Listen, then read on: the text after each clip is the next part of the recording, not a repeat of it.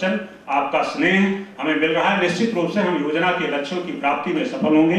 हम आमंत्रित करना चाहेंगे आशीर्वचन के लिए, आपके उद्बोधन के लिए आदरणीय कुलपति महोदय।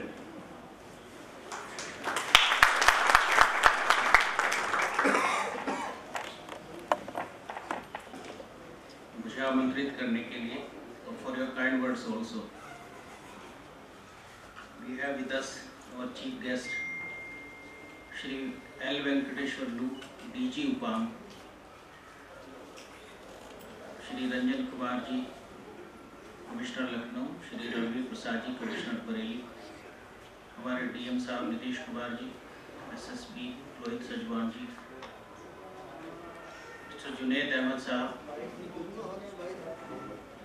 वैसे तो मुझे बहुत खुशी हो रही है और हमारी यूनिवर्सिटी के भी बहुत सारे लोगों को बहुत खुशी हो रही होगी कि हम लोग 9 जिलों में फैले हैं और करीब 572 के करीब इंस्टीट्यूशन हैं, 6 लाख के करीब स्टूडेंट्स हैं।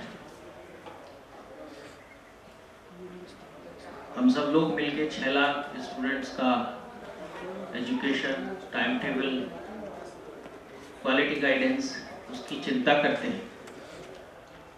और आज हमें प्रसन्नता हो रही है कि हमारे कमिश्नर साहब के नेतृत्व में 45 लोगों की टीम 700 बच्चों के लिए अच्छी कोचिंग की व्यवस्था कर रही है। वो सब अनुभव भी ले रही है जो हम लोग लेते रहे हैं। तो मैं इसके लिए मुख्यमंत्री जी का बहुत बहुत धन्यवाद देना चाहूँगा कि कम से कम एक ऐसा टास्क हमारी ब्यूरोक्रेटिक मशीनरी को भी मिला है जिसमें उनकी एजुकेशन लाइफ उन्हें याद आएगी, उनके इंस्टीट्यूशनल लाइफ उन्हें याद आएगी, how to manage a time table, how to arrange teachers, how to arrange good teacher, ये सब अनुभव उनको मिलेगा। तो सबसे पहला धन्यवाद तो उनको इस बात का है। दूसरे, बहुत अच्छी शुरुआत है, मैं सबको बधाई देना चाहूँगा। और जिस तरह से अलग अलग डिपार्टमेंट्स के लोग, स्पेशली हमारे IAS के लोग जिन्होंने PCS किया, वो लोग, एजुकेशन से जुड़े लोग इसमें हिस्सा ले रहे हैं, नो डाउट कि ये अच्छा प्रयास है। लेकिन इस तरह की सभी चीज़ों में हमारे बहुत सारे चैलेंजेस होते हैं और आई एम वेरी ओपन कि उन चैलेंजेस को भी हम लोगों को डिस्कस करना चाहिए। हम जिस टारगेट के लिए हैं तो उस टारगेट को पूरा करने के लिए जिस तरह की स्कीम होती हैं, उनकी स्कीमों में 4-5 चीज़ें इनकम्बेंट देखता है। कोई भी अगर कैंडिडेट आता है, स्टूडेंट आता है, वो देखता है करंट और ओल्ड स्टूडेंट्स का एवेल्युएशन। कोई भी बच्चा कहीं एडमिशन लेने से पहले करता है कि कैसा इंस्टीट्यूशन है, किस तरह की कोचिंग है, किस तरह की गाइडेंस का सिस्टम है। फॉर्चुनेटली अनफॉर्चुनेटली वो अभी हमारे पास नहीं है। फिर पास्ट फ्यू ईयर्स का रिजल्ट्स वो बच्चा देखता है कि इनका रिजल्ट्स कैसा रहा है, धीरे धीरे एडमिशन उस तरह से होता है। कंसिस्टेंसी देखता है, रिजल्ट्स की कंसिस्टेंसी भी देखता है।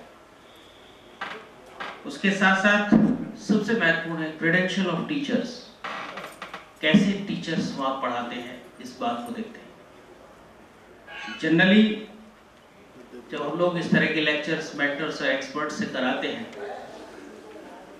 तो शुरू के लेक्चर बड़े इंटरेस्टिंग होते हैं फॉर बोथ कैंडिडेट्स और के लिए, लेकिन जब रियल कोर्स कंटेंट पे बात आती है तो फिर थोड़ा फिल्टर होने लगते हैं,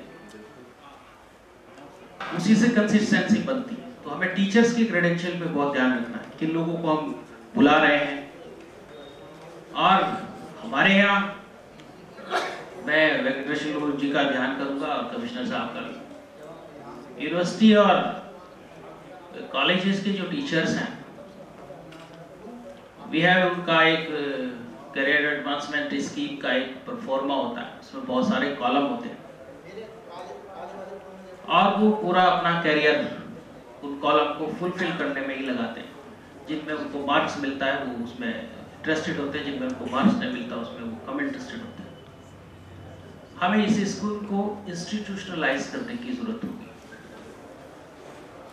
अगर हम कॉलेज और यूनिवर्सिटी के टीचर्स को एंगेज करना चाहते हैं तो it should be at par scheme जो हमारे क्लासरूम टीचिंग की स्कीम होती है। उसमें उसको हमें क्रेडेंशियल को शामिल करना चाहिए, वो क्रेडिट्स कितने पढ़ा रहा है, कितने नहीं पढ़ा। फिर 3 तरह के टीचर्स होते हैं हमारे यहाँ। एक हाईली रिसर्च ओरिएंटेड टीचर्स होते हैं, जिनको अब्रॉड जाना होता है, जॉइंट रिसर्च प्रोजेक्ट चल रहे होते हैं। वो किसी सब्जेक्ट के एक बहुत छोटे से एरिया को कवर करके और बहुत स्पेशलाइज्ड किस्म का काम करते हैं, रिसर्च ओरिएंटेड है, तो overall they are not so fit for the such kind of coaching. दूसरे जो टीचर होते हैं, जो ग्रेजुएट, अंडर ग्रेजुएट टीचिंग में हमारे टीचर्स होते हैं, ऐसे टीचर्स को हम लोगों को टारगेट करना चाहिए। और मैं बड़े खुशी के साथ कह सकता हूं कि हमारे कॉलेजेस में जो नेट क्वालिफाइड नए टीचर्स हैं of different subjects, they are far better than बहुत सारे रिसर्च ओरिएंटेड टीचर्स के मुकाबले में बहुत अच्छे हैं, और उन लोगों को हम लोग एंगेज कर सकते हैं। रिलेवेंट स्टडी मटेरियल, जैसा मुझे बताया कि बहुत सारा इन लोग यहाँ पे इस स्कीम के तहत किया है। हम लोग भी अपनी लाइब्रेरी में, चाहे कॉलेज की लाइब्रेरी हो, चाहे यूनिवर्सिटी की लाइब्रेरी हो, एक सिविल सर्विस यूपीएससी का या फिर कॉम्पिटिटिव एग्जाम का एक कॉर्नर वहाँ पे खोल सकते हैं, एक कोई फ्लोर बना सकते हैं, एक छोटा बना सकते हैं। और मुझे याद है ड्यूरिंग माय यूनिवर्सिटी डेज, हमारी यूनिवर्सिटी में, सेंट्रल यूनिवर्सिटीज में इस तरह के कॉर्नर्स होते थे for specially for civil services examination के जो बच्चे प्रिपरेशन करते थे, उनका अलग से एक कॉर्नर होता था, उनके टाइमिंग भी अलग होते थे। वो एक हम लोग शुरू कर सकते हैं। और जो लास्ट फैक्टर होता है वो कॉस्ट या फी का होता है। तो फॉर्चुनेटली हमारे पास ऐसी कोई समस्या जैसा मुझे है कि हम लोग इसको फी से या कॉस्ट से लेने का ऐसा नहीं है। तो मुझे लगता है कि ये बहुत अच्छा प्रयास हो सकता है। निश्चित रूप से थोड़े दिन बाद हमारा एवेल्युएशन होने लगेगा, 1 साल 2 साल बाद। प्रीलिमिनरी हमारे कॉलेजेस के, हमारे यूनिवर्सिटीज के बहुत सारे टीचर्स पेपर सेटिंग में आते हैं। जो सिविल सर्विसेज की पेपर सेटिंग के एग्जाम होते हैं, ज्यादातर टीचर्स यूनिवर्सिटीज के होते हैं, कुछ कॉलेजेस के भी होते हैं। हमें उनके भी डाटा को टारगेट करना चाहिए। We should collect the data कि कौन कौन लोग किस किस सब्जेक्ट में जाते हैं। मुझे लगता है कि शायद हम लोग वहाँ से यूपीएससी से या यूपीपीएससी से इनको हम ले सकते हैं। दूसरी तरह के टीचर्स हैं जो इवैल्यूएशन में जाते हैं, how to attempt a question को कैसे अटेम्प्ट करना, कितना लिखना, क्या नहीं। हमें उन इवैल्यूएशन करने वाले टीचर्स को भी टारगेट करना पड़ेगा, उनकी एक लिस्टिंग करनी पड़ेगी। बेसिकली ऐसे कोचिंग सेंटर या इस तरह का जो स्कीम चलाने के लिए जो इंस्टीट्यूशनलाइज्ड अप्रोच है, उसमें एक ऑफिस वर्क बहुत बड़ा पार्ट होता है। इसमें सॉफ्टवेयर से लेके डाटा रखना, उनका कलेक्शन करना, उनका यूटिलाइजेशन करना, उनका फॉर्मुलेशन करना, ये एक बड़ा काम होता है। तो इस भी काम के लिए भी हम लोगों को एक स्पेशलाइज्ड टीम की आवश्यकता पड़ेगी। और हमें पता है कि सक्सेस रेट सिविल सर्विसेज का 0.2% है, इसलिए हमारी plan A, plan B, plan C, plan D रहेगी, ताकि कोचिंग का लाभ किसी न किसी स्तर पर हो। जो लोग यूपीएससी नहीं कर पा रहे, कमांडेंट में जा सकते हैं, दूसरी पोस्ट पे जा सकते हैं, सर्विसेज में जा सकते हैं। और रही संसाधन की बात, तो मैं आप लोगों को बड़े आदर के साथ बता सकता हूँ कि हमारी यूनिवर्सिटी सेल्फ सस्टेन्ड यूनिवर्सिटी है, लाइक अदर यूनिवर्सिटीज। हमें एक भी पैसा गवर्नमेंट से किसी भी मद में नहीं मिलता किसी भी पर्पस के लिए। All what we are earning out of our registration, employment, examination, वही सब हमारा है। और जो IIT, IIMs और NITs हैं, लगभग 3% स्टूडेंट को वो लोग गाइड करते हैं, और 50% of the government of India budget वो लोग यूज करते हैं, और रेस्ट ऑफ द 50% में पूरा सिस्टम है हमारा। तो रिसोर्सेज के हिसाब से हम लोग सेल्फ रिलायंस हैं। मैं ये भी अनुरोध करना चाहूँगा कि हमारे यहाँ कुछ अच्छे सिस्टम्स हैं, जैसे सेल्फ रिलायंस सिस्टम है, जो हमारे स्ववित्त पोषित कॉलेजेस हैं, या हमारे यहाँ जो गेस्ट फैकल्टीज हैं, हम अच्छे गेस्ट फैकल्टीज को शेयरिंग मोड में आप लोगों के साथ कैसे ले सकते हैं। ये पार्ट ऑफ द सैलरी हम पे करें जो हमारे यहाँ एडमिसिबल है, और रेस्ट ऑफ द थिंग्स वो आपके ट्यूटोरियल्स के माध्यम से कैसे आए। क्योंकि कंसिस्टेंटली गुड टीचर्स को रोकना हमारे लिए बहुत जरूरी होगा। तो संवित पोषित में भी बहुत सारे अच्छे टीचर्स हैं, गेस्ट फैकल्टी में भी बहुत सारे अच्छे टीचर्स आते हैं, और उनका एक पार्ट हम लोग शेयर करते हैं, दूसरा पार्ट अभ्युदय स्कीम के तहत आप लोग शेयर कर सकते हैं। तो उससे हमारी कंसिस्टेंसी ऑफ टीचर्स बन जाएगी। और हम लोगों को निश्चित रूप से अगर कोई सरकार ने स्कीम ली है, और हमें खुशी है कि जो काम हमें करना चाहिए रादर, और जो पहले हमारी यूनिवर्सिटी करती थी, आज वो काम प्रशासन को करना पड़ रहा है, एडमिनिस्ट्रेशन को करना पड़ रहा है। तो हम लोग अगर दोनों लोग हाथ मिलाएं तो मेरे ख्याल से शायद हम दुगनी गति से आगे बढ़ने की हिम्मत रख सकते हैं, और हम लोग आगे बढ़ेंगे।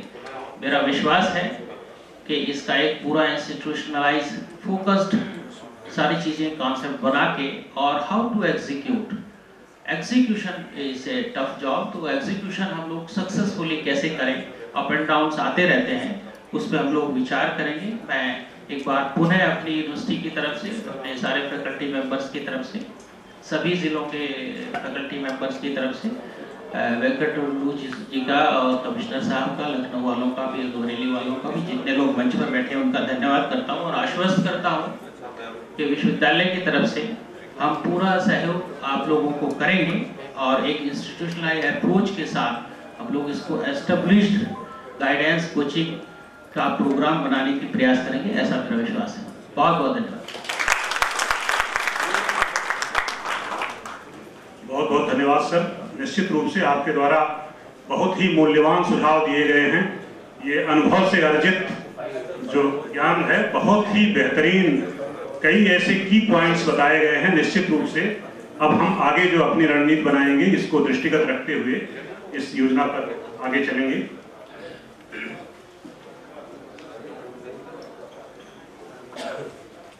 अब अनुरोध करना चाहेंगे इस योजना के जो मुख्य शिल्पकार हैं, आदरणीय आयुक्त महोदय लखनऊ मंडल लखनऊ श्री रंजन कुमार जी से। आपका मार्गदर्शन निश्चित रूप से हमें नई ऊर्जा प्रदान करेगा। आदरणीय आयुक्त महोदय।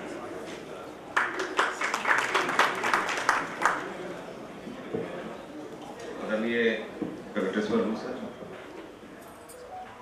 प्रोफेसर के P Singh VC Rohilkhand university, मंडलायुक्त बरेली, डीएम बरेली, एसएसपी बरेली, जुनैद, और सभी आए विशिष्ट आगंतुक और छात्र छात्राएं। मुख्यमंत्री अभ्युदय योजना का शुभारंभ बसंत पंचमी के दिन से हो गया है क्लासेस के रूप में, और इस योजना का संचालन का जिम्मेदारी राज्य स्तरीय समिति को दिया है, जिसका मैं एक सदस्य हूँ। इसका जो इस योजना का जो ऑरिजिन है उसका कारण यह है कि जब हम लोग कोरोना के समय पूरा विश्व स्तर पे सभी तरह की चीज़ें देखी गई, उसमें मानसिक रूप से भी सभी व्यक्ति परेशान रहे, और शैक्षिक व्यवस्था पूरी तरह छिन्न-भिन्न हो गई लॉकडाउन के दौरान। उसके बावजूद भी, लॉकडाउन खत्म होने के बाद भी शिक्षण संस्थाएं बंद रहीं, और प्रयास किया गया कि ऑनलाइन व्यवस्था के तहत उनकी शिक्षण व्यवस्था पूर्व की भांति बरकरार रखा जाए। लेकिन इतनी जल्दी कोई भी सिस्टम को स्वीकारता नहीं हो पाता है कि ऑनलाइन सिस्टम से उसी तरह से कनेक्शन बन पाए एक शिक्षक और छात्रों के बीच में। और जो छात्र अपनी सपनों को लेकर जो बड़े बड़े कोचिंग संस्थानों में गए हुए थे, जैसे कोटा में, और वहाँ पे पढ़ाई कर रहे थे, तो लॉकडाउन के दौरान उन्हें काफ़ी समस्याएं होने लगी।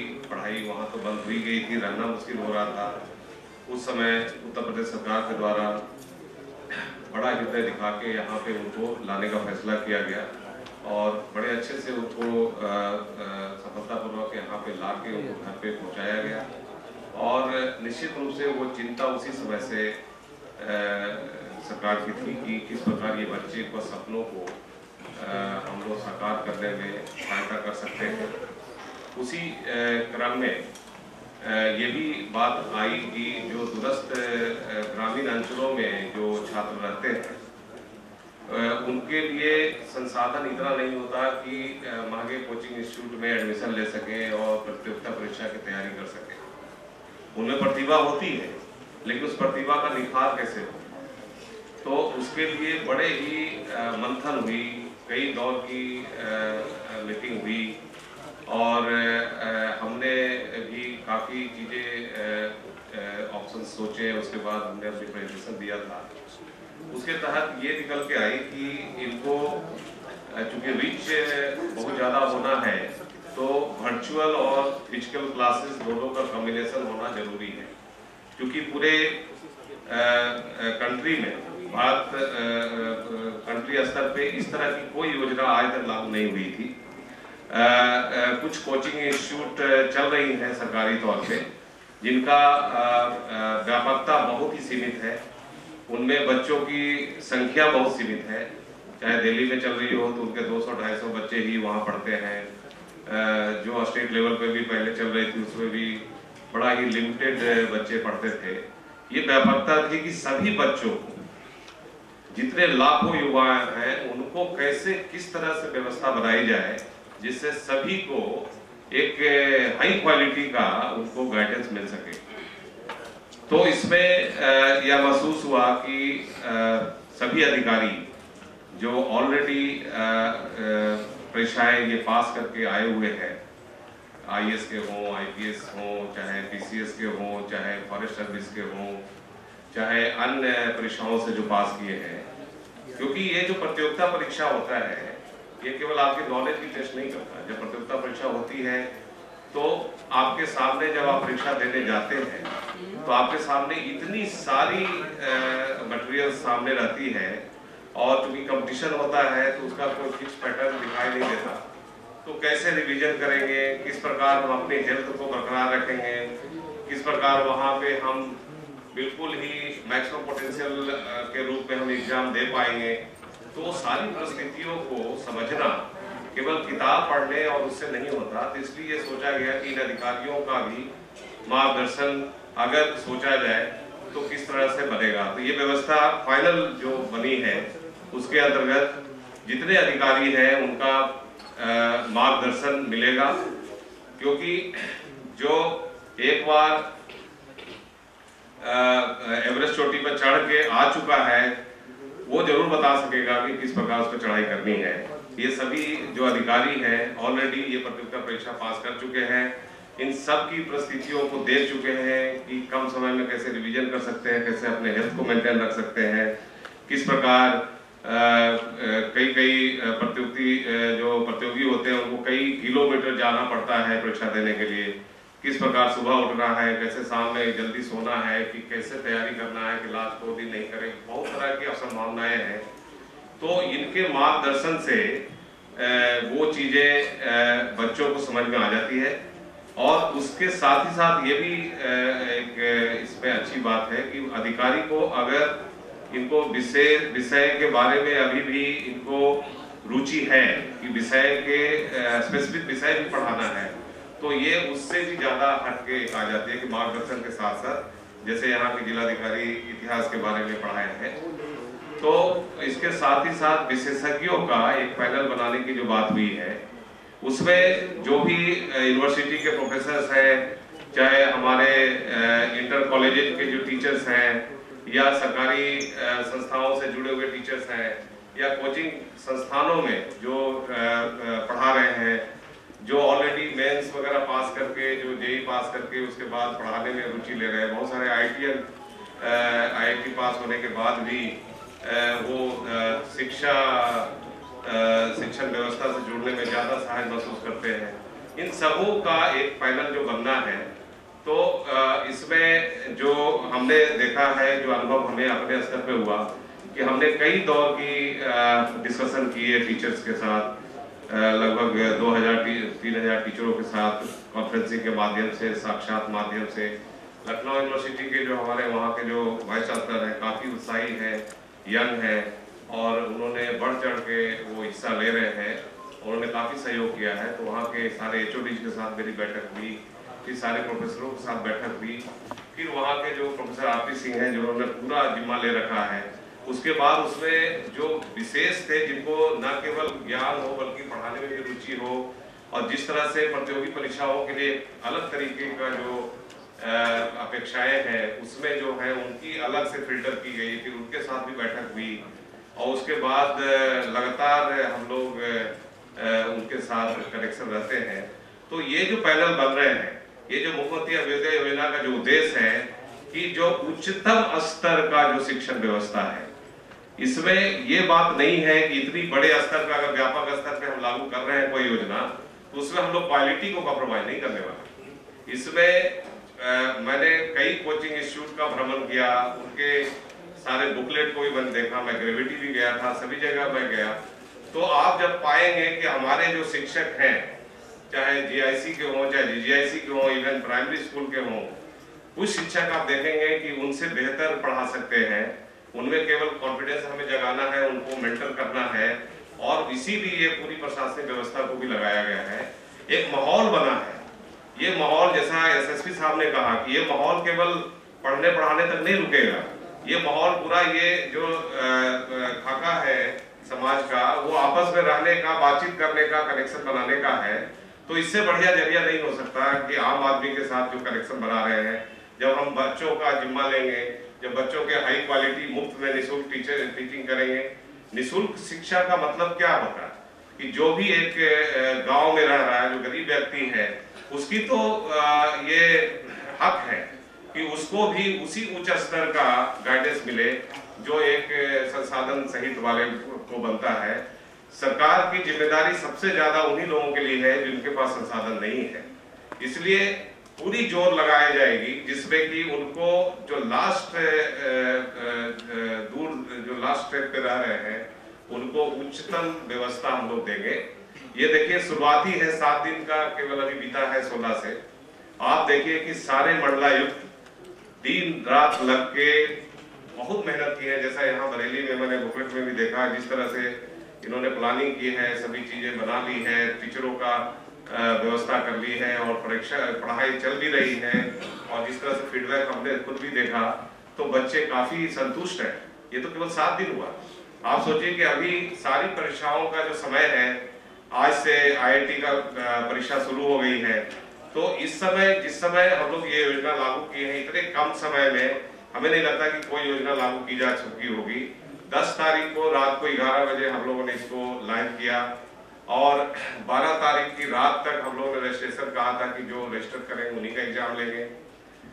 उतने कम समय में 4,84,000 रजिस्ट्रेशन आ गई थी और लाखों विजिट हो गई थी।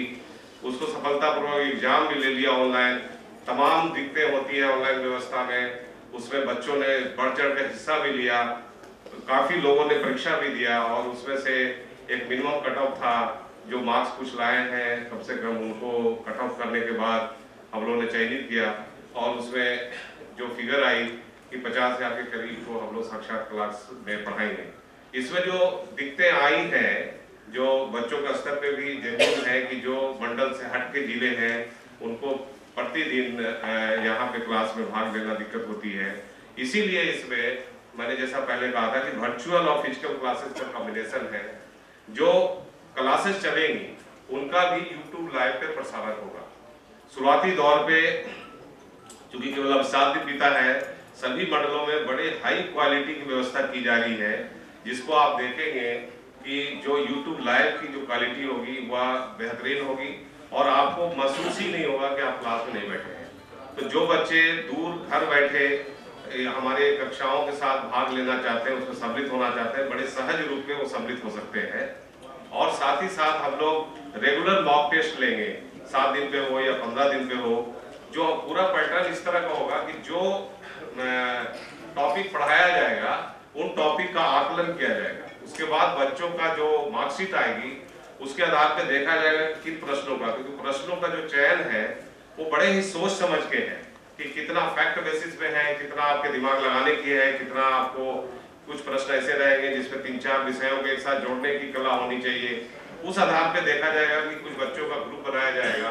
कुछ क्योंकि इसमें जो प्रावधान किया गया है कि मंडलायुक्त अपने स्तर पे व्यक्तिगत और समूह रूप में भी मार्गदर्शन देंगे। जैसा मंडलायुक्त बरेली ने कहा कि अपने स्तर पे वेबसाइट डेवलप कर रहे हैं, उसका मकसद ये है कि कोई बच्चा न छूटे।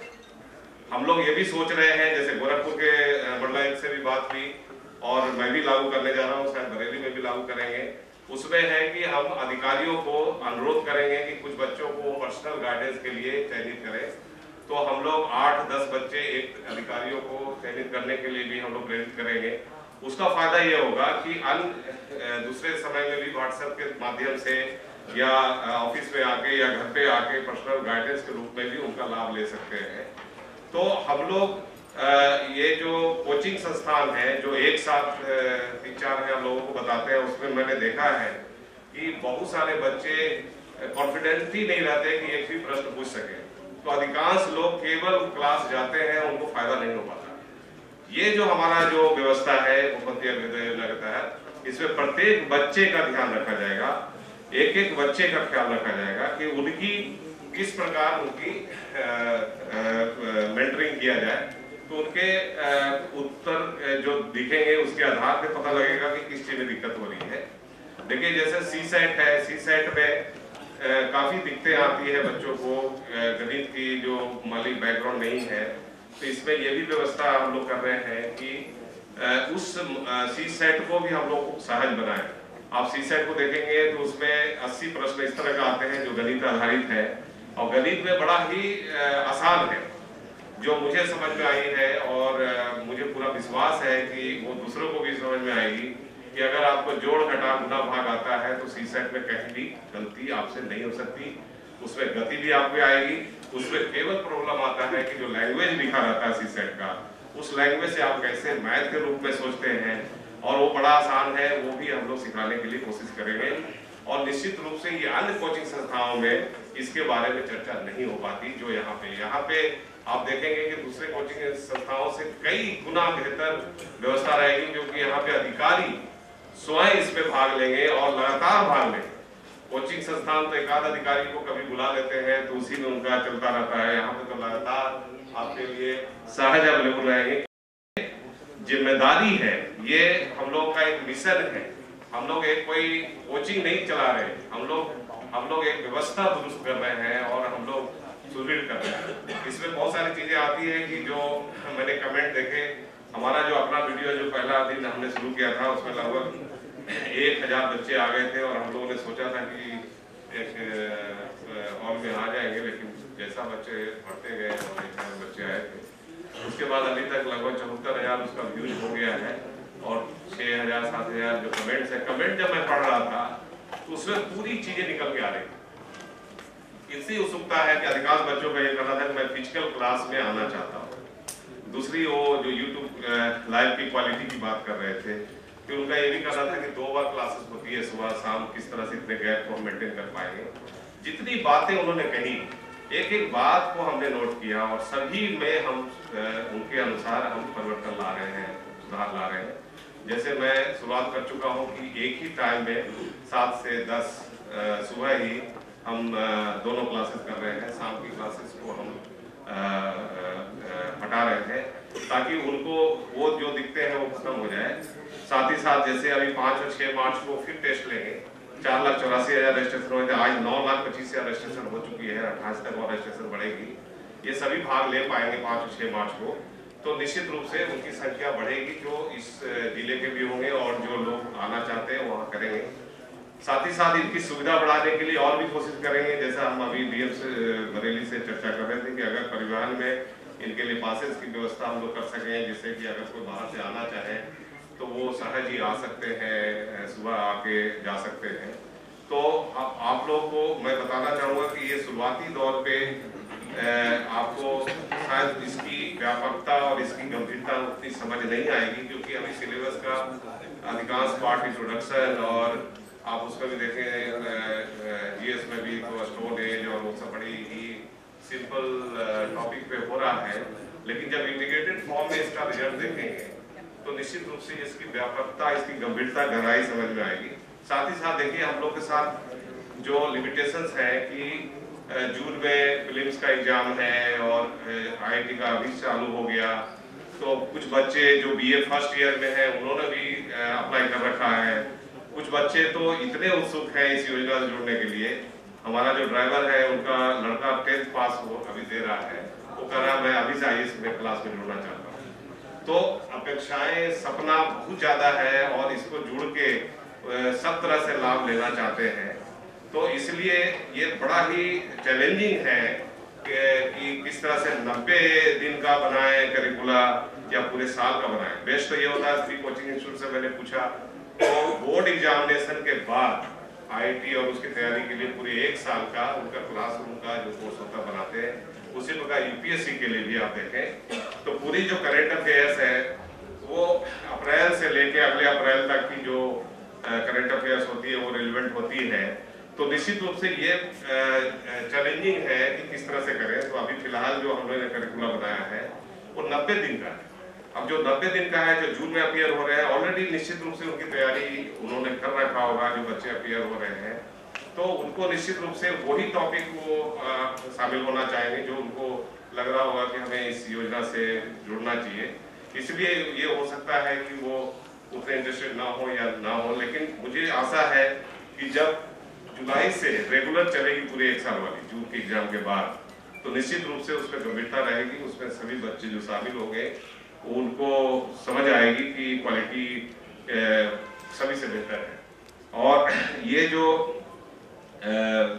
उपाम के डायरेक्टर सर जो सभी जगह वर्कशॉप में भाग ले रहे हैं, इसका उद्देश्य ये है कि पूरे प्रदेश में जो जहाँ पे अच्छाई है वो दूसरे जगह बताया जाए, ताकि पूरा प्रदेश एक ही फ्रीक्वेंसी पे और जो बेस्ट क्वालिटी का जो व्यवस्था हो वो सभी जगह अपनाया जाए। जैसे बरेली का मुझे लग रहा है टीम वर्क अच्छा है, तो ये चीजें अन्य मंडलों में बताया जाए। जैसे चित्रकूट में मैंने देखा कि वहाँ पे बच्चे कम रजिस्टर्ड हो रहे हैं, चैलेंजिंग है। उसी तरह कुछ जैसे प्रयागराज है, लखनऊ का लाखों से ऊपर रजिस्ट्रेशन है, तो वहाँ पे है कि वहाँ पे कैसे संख्या बढ़ाएं या किस तरह से करें। तो सभी मंडलों का अलग अलग चैलेंजेस हैं, लेकिन हम निश्चित रूप से हम लोग कोशिश कर रहे हैं कि पूरे प्रदेश में एक ऐसा व्यवस्था ये बनेगा कि पूरे विश्व में इसका नाम होगा। और निश्चित रूप से सारे बच्चे चाहे गांव में रहें चाहे गरीब हो, सबका हम लोग बेस्ट मार्गदर्शन और कोचिंग व्यवस्था देंगे। इतना तो मैं आश्वस्त करना चाहूँगा।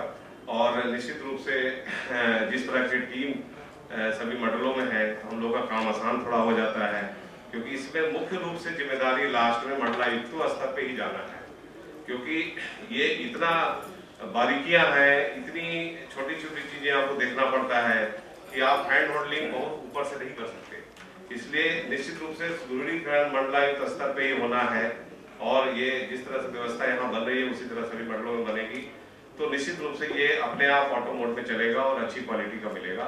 इसमें निश्चित रूप से कोई भी प्रोफेसर, कोई भी टीचर, उनके लिए इस तरह का कोई वो नहीं है कि आप रेगुलर। उसमें मैंने देखा था, कमेंट में आया था कि जो रूटीन शिक्षण व्यवस्था पे ये प्रश्न है कि इस तरह की जरूरत क्यों पड़ रही है। ऐसी बात नहीं है। देखिए, हर एक चीज का अलग अलग जरूरत पड़ती है आपको। आप देखें प्रशासनिक व्यवस्था में जब आप आ रहे हैं तो आपको कम समय में आपको डिसीजन लेना होता है। तो इसमें बहुत सारी इश्यू को एक साथ एनालिसिस करके आपको एक डिसीजन मेकिंग पॉइंट बनाना होता है। तो जिस तरह की जरूरतें हैं प्रशासनिक व्यवस्था में, उसके लिए अलग से पढ़ाई करने की जरूरत है। वही चीज अगर इतिहास में आपको रिसर्च करना है तो उसमें जरूरत नहीं है कि इस तरह की चीजें हो। तो ऐसा नहीं है कि जो रूटीन एजुकेशन सिस्टम है उस पर ये प्रश्न उठाता है, बल्कि ये स्पेसिफिक प्रतियोगिता परीक्षाओं की तैयारी के लिए जो तरीके हैं वो अलग तरीके का होता है। वो जरूरी नहीं है कि रूटीन में वो चीज पढ़ाई जाए। निश्चित रूप से जैसे मान लीजिए इतिहास की पढ़ाई कोई प्रोफेसर करा रहे हैं तो वो करंट अफेयर क्यों पढ़ाएंगे वहाँ, लेकिन इसमें आज क्या परिस्थिति देखी, करंट अफेयर भी पूछा जाता है। जैसे अभी मिसिंग ट्राइब्स कोई पूछे, कोई एंथ्रोपोलॉजी पढ़े होंगे, कोई सोशियोलॉजी पढ़े होंगे, तो हो सकता है ट्राइब्स में नाम में मिसिंग ट्राइब्स नहीं होगा, लेकिन वो आज रिलेवेंट है क्योंकि वो उसके बारे में बहुत सारी व्यवस्था दी गई है, सरकार के द्वारा अथॉरिटी आ गई है। तो उसके लिए निश्चित अलग तरीके का करना ही पड़ेगा। इसलिए हमने ये व्यवस्था रखी है कि जो टीचर्स जो उत्सुक हैं, जो इसमें सम्मिलित होना चाह रहे हैं, उनके साथ हम लोग वर्कशॉप कर रहे हैं। मैंने एक टीम भी लगाई है। उनको मैंने कहा है कि Rajya Sabha TV, Lok Sabha TV, DD news, PIB और जो हिंदू अखबार, वो मैंने प्रयोग शुरू किया है और बड़ा अच्छे से ये देखें तो बड़ी अच्छी रिपोर्ट उन्होंने बनाई है कि इंडिया चाइना के बीच का टेंशन का पॉइंट्स क्या है। तो हम लोग क्या करेंगे, पूरी टीम बना के जो करेंट अफेयर्स है सभी सब्जेक्टों में, इतिहास हो चाहे भूगोल हो चाहे साइंस टेक का हो, वो उन प्रोफेसर्स को हम लोग प्रोवाइड करेंगे। अगर उनसे छूट जाता है, अगर अभी देख नहीं पा रहे हैं, तो निश्चित रूप से उनकी जो पढ़ाने की जो तरीका होगी, जो गहराई उनकी अपनी सब्जेक्ट में जो काबिलियत है, उस पर कोई डाउट नहीं हो सकता, कोई क्वेश्चन नहीं होता है कि ऑलरेडी वो PhD कर रखे हैं, काफी किताबें का रेफरेंस देख चुके हैं। आप चाहे जैसे देखिए नदीम हसनैन साहब की किताबें, कोई चीज देखिए कितनी गहराई है। मैं उनके घर गया था तो वो एक चीज नहीं देखते, वो हजारों रेफरेंसेस देख के करते हैं। तो टीचर्स और प्रोफेसर्स पे हम क्वेश्चंस नहीं उठा सकते। केवल जो हर एक परीक्षा की जो अलग गरिमा होती है, अलग तरीके होते हैं, उसमें कमियां आपको दिखता है, उसको हम सुधार सकते हैं। और बच्चों से भी मैं अनुरोध करना चाहूंगा कि वो भी अपने स्तर पे प्रयास मैक्सिमम करें। हम लोग तो अपने स्तर पे तो मैक्सिमम करेंगे, रिजल्ट तभी निकलेगा जब आप भी लगेंगे तन मन धन से, और निश्चित रूप से हम लोग इसमें सफल होंगे। और जिस तरह से यूनिवर्सिटीज और सभी शिक्षक के जो पूरी जो व्यवस्था, सभी लोग तैयार हैं, उत्सुक हैं, तो निश्चित रूप से हमें लग रहा है कि हम सफल होंगे और आने वाले समय में एक अलग ही इसका नाम होगा। बहुत बहुत धन्यवाद। Thank you.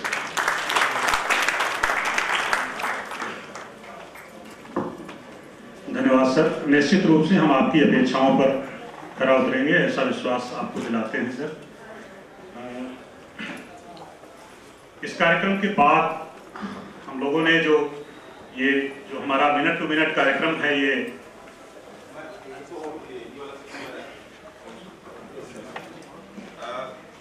अभी आपने यहाँ पर जो मंच के अतिथि हुए उनको सुना है। इस कार्यशाला में मेंटर्स भी हैं, शिक्षक भी हैं, छात्र भी हैं और अन्य गणमान्य अतिथि भी हैं। अब इसमें क्वेश्चन आंसर्स होंगे कि जो इस योजना के बारे में सुझाव देना चाहते हैं, प्रश्न पूछना चाहते हैं या किसी भी तरह से इस डिस्कशन में जुड़ना चाहते हैं, मैं उनसे अनुरोध करूंगा कि कृपया आ गया। कोई सुझाव है, कोई इनका कोई क्लैरिफिकेशन है तो खोल के बताइए, क्योंकि ये इसीलिए वर्कशॉप हो ही रही है। इस वर्कशॉप का हमने ऑनलाइन हम लोगों ने बता दिया, अब आप लोग लिखवा दिए। कोई है बोल आप ये जो योजना है सिर्फ पढ़ाने के लिए नहीं है, ये योजना व्यक्ति के निर्माण की है। आपने उद्घाटन भाषण सुना हुआ माननीय मुख्यमंत्री जी को भी, और जो हमारे शिक्षक हैं उनका एक मुख्य उद्देश्य होता है व्यक्ति का निर्माण, और व्यक्ति के निर्माण के माध्यम से राष्ट्र का निर्माण। तो हम लोग इस वर्कशॉप के माध्यम से आपसे जुड़ रहे हैं शिक्षकों से कि किस तरह से अभिवदय योजना में आपका कंट्रीब्यूशन हमें अच्छी तरह से मिलेगा। तो निश्चित रूप से आपका सुझाव बहुत ही बहुमूल्य है। कोई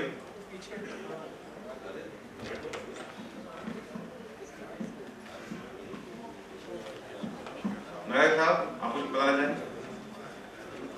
उधर है प्रश्न किसी का? हाँ, एक प्रश्न। नाम बताइएगा, नाम बता दें। जी सर, आप सभी का बहुत नमस्कार सर। मैं माननीय मुख्यमंत्री जी का बहुत बहुत आभार व्यक्त करूँगा इस योजना के तहत जो हमें मौका मिला। मैं शिवम मंगवार बरेली, इस योजना के तहत बरेली कॉलेज में कक्षाएं निरंतर कर रहा हूँ, और जिसमें मुझे बहुत ही अच्छे एक सप्ताह में जो मुझे क्लासेस मिली उसमें बहुत कुछ सीखने को मिला। सर मेरा क्वेश्चन ये है सर कि मेरी ये योजनाएं हैं जो चलाई जा रही है सर, इस 30 डे प्लान में सर प्री कम मेंस रहेगा या सर मेंस का तैयारी हम प्री से पहले करें या फिर मेंस से बाद में करें? सर 30 दिन में सर ये पॉसिबिलिटी नहीं है सर। मैं अनुरोध करूंगा रंजन कुमार से। इसमें जो पूरी व्यवस्था है, जैसा मैंने कहा, आप किस तरह से उत्तर लिखेंगे, लेकिन ये तो रूटीन जो प्रीलिम्स वाले जो तैयारी कर रहे हैं बच्चे, उनको मेंस की तैयारी का भी फायदा मिलेगा उनको शनिवार को समझ के। लेकिन जो प्रीलिम्स में उत्तीर्ण हो जाएंगे, जो मेंस उनको देना है, उसके लिए हम लोग अलग तरीके से व्यवस्था बनाने जा रहे हैं, जिसमें उसी तरीके से हम लोग तैयारी करवाएंगे। कैसे आप लिखते हैं उसका बिल्कुल ही अलग तैयारी होगा। लेकिन वो फिल्म्स के होने के बाद अगर आपके जैसे पास हो जाते हैं तो हम लोग जैसे आपके फॉर्म में रोल नंबर्स मांग रहे हैं तो उसके बात करेंगे। लेकिन अभी जो आप तैयारी करेंगे क्लासेस, जो शनिवार को आप देखेंगे तो जो अधिकारी हैं, जैसे हमारे पिछले शनिवार को डीएफओ जो है रवि, काफी अच्छा उनका पर्यावरण पे और ज्योग्राफी पे काफी कमांड है, तो उन्होंने कैसे आंसर लिखना है पूरा डिटेल बताया था। तो वो आपको, क्योंकि दोनों चीजें आपको साथ में रहना पड़ेगा। मैंने देखा है कि अगर आपको कैसे लिखना है वो आ गया तो फैक्ट तो अलग अलग है। सपोज हमें कोई उत्तर लिखने आ गया कि प्राइवेटाइजेशन से जो स्वास्थ्य व्यवस्था कैसे सुधार की जा सकती है, तो अगर हमें पता है कि कैसे अप्रोच करना है किसी प्रश्न को, तो आपको प्रश्न से उतना अंतर नहीं पड़ेगा। कोई भी प्रश्न आएगा तो आपको समझ में आएगा कि इसके सामाजिक, आर्थिक, राजनीतिक जो 10-12 डायमेंशन के रूप में सोचना है। क्योंकि आप जैसी जैसी डायमेंशन बढ़ाएंगे तो आपको अपने आप पता चलेगा उसके नए स्वरूप आ जाएगा उस प्रॉब्लम का। जैसे आप देखिए प्राइवेटाइजेशन में आप देखिए तो टाइम डिसिप्लिन है, जो उसकी मेरिट देखा जाता है, उसको जो सभी चीजें हैं। तो इसमें यह है कि आप शनिवार वाला अभी आप ध्यान दें तो आप उसके लिए तैयार हो जाएंगे। जब आपका एक बार फिलिप्स हो जाएगा तो आपको डिटेल सारे सब्जेक्ट वार भी प्रश्नों का आपको डिटेल में बताया जाएगा। इसमें मैं भी थोड़ा ऐड कर लूंगा। हम लोग जो पढ़ा रहे हैं आपको, उसमें हम लोग ये प्रयास कर रहे हैं कि आपको एक पर्सपेक्टिव मिले। जैसे उदाहरण के लिए मैंने पहले क्लास में कहा था जनरलाइजेशंस नहीं, जनरलाइजेशंस को भूलना है। जैसे हम लोग कभी कभी बिना डेटा को देखे हुए जो हम लोग बोल देते हैं कि इतने % लोग ये ऐसा कर रहे हैं या हमारे देश में बहुत गरीबी है, ऐसे जो वाक्य होते हैं जिसमें डेटा और जो हम लोग कहते हैं उसमें समन्वय नहीं होता है। तो हम आप लोगों को यही पढ़ा रहे हैं। आप देखिएगा धीरे धीरे करके आप पिकअप करेंगे, जब क्लास में करेंगे कि धीरे धीरे आपका जो देखने का नजरिया, पढ़ने का नजरिया, आउटलुक, किस तरह से किसी टॉपिक को पढ़ के उसके बारे में ओपिनियन बनाना है, किस तरह से आपको उसके बारे में लोगों को बताना है, कैसे ज्यादा ऑब्जेक्टिव होना है। जो साइंटिफिक थिंकिंग होती है, लॉजिकल थिंकिंग, रीजनिंग, ये सभी आपको मेंस में काम आएगा जब आप आंसर लिखना शुरू करेंगे। और जैसा कि मंडलायुक्त लखनऊ ने बताया, हम लोग सेशंस रखेंगे आपको, आपके लिए सैटरडेज को, जिसमें हाउ टू राइट आंसर्स, जो जिसमें टू द पॉइंट हो और जिससे जो एग्जाम की जो आवश्यकता होती है उसको फुलफिल करते हुए कैसे आंसर लिखें, इस पर हम लोग सेशन रखेंगे। Thank you.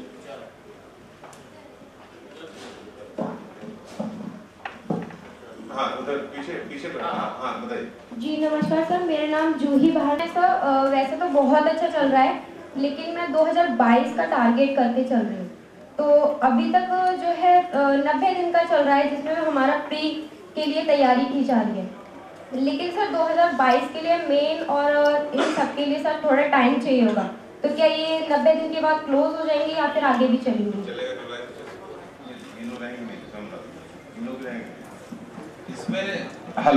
इसमें देखिए एक तो उनको 90 दिन का वो नहीं है, तो उनके लिए अलग से हम लोग व्यवस्था कर सकते हैं कमरे में। लेकिन हम लोग तुरंत कैलेंडर एक जारी करने वाले हैं पूरे 1 साल का। उसका आइडियल जो तरीका होता है, जुलाई से पढ़ाई शुरू होती है उसकी। तो जो बच्चे अभी शामिल हो रहे हैं वो भी उसमें शामिल हो सकते हैं। और अभी जो 90 दिन का है उसमें जो 21 जून का जो एग्जाम है उसके लिए अगर उनको फायदा होता है तो उससे फायदा ले लें। और जो जून के बाद फिर शुरू से जैसे 22 के लिए आप तैयारी करना चाहते हैं तो उसके लिए एक अलग से हम लोग एग्जाम भी लेंगे, जिसमें लिखेंगे कि 2022 की तैयारी जब ये खत्म हो जाएगा। तो उसके लिए दोबारा से एग्जाम? दोबारा की जरूरत नहीं है, एक बार आप रजिस्ट्रेशन हो गया, आप एलिजिबल सभी चीज के लिए। हम लोग पास कैपेसिटी कभी नहीं है, जैसे डीएम बरेली कर रहे हैं 20,000 पर अकेले बरेली में ये पढ़ाने के लिए तैयार है। तो उस तरह से आप निश्चित रहिए। जैसा मैंने कहा कि हम लोग प्रत्येक बच्चे के लिए हम लोग व्यवस्था बना रहे हैं। मेहनत तो करना पड़ेगा। जैसे एग्जाम लेते हैं तो मार्क्स जिसके नहीं आ रहे हैं उसको हम नहीं ले पा रहे हैं फिजिकल क्लासेस में, लेकिन यूट्यूब लाइव से वो देख सकते हैं। सर एक और क्वेश्चन था कि जैसे हम क्लास में तो सारे के सारे डाउट्स क्लियर कर लेते हैं, लेकिन बाय डिफॉल्ट मैं अपने घर पे तैयारी करके मैं आगे की क्लास अपनी खुद से ले सकूँ। लेकिन कुछ डाउट होते हैं जो डायरेक्टली मैं सर से कंसर्न कर सकूँ। इसमें हम व्यवस्था बना रहे हैं, वो शुरू में वो बना हुआ था, फिर से उसको डाल रहे हैं, जिसमें कि आपको ये व्यवस्था रहेगी कि सपोज आपको पूछना है कि बुद्धिज्म में हमें एक चीज समझ में नहीं आ रही कि उनके क्या मार्ग थे या क्या उनकी थ्योरी थी, तो उसके लिए हम अलग से आपकी पूरा लेक्चर बना के आपके पर्सनल अकाउंट में भी डाल देंगे, और अगर आप चाहेंगे कि सबके लिए अवेलेबल हो तो लाइव पे अवेलेबल भी रहेगा, वहाँ पे आर्काइव में भी available. Thank you so much.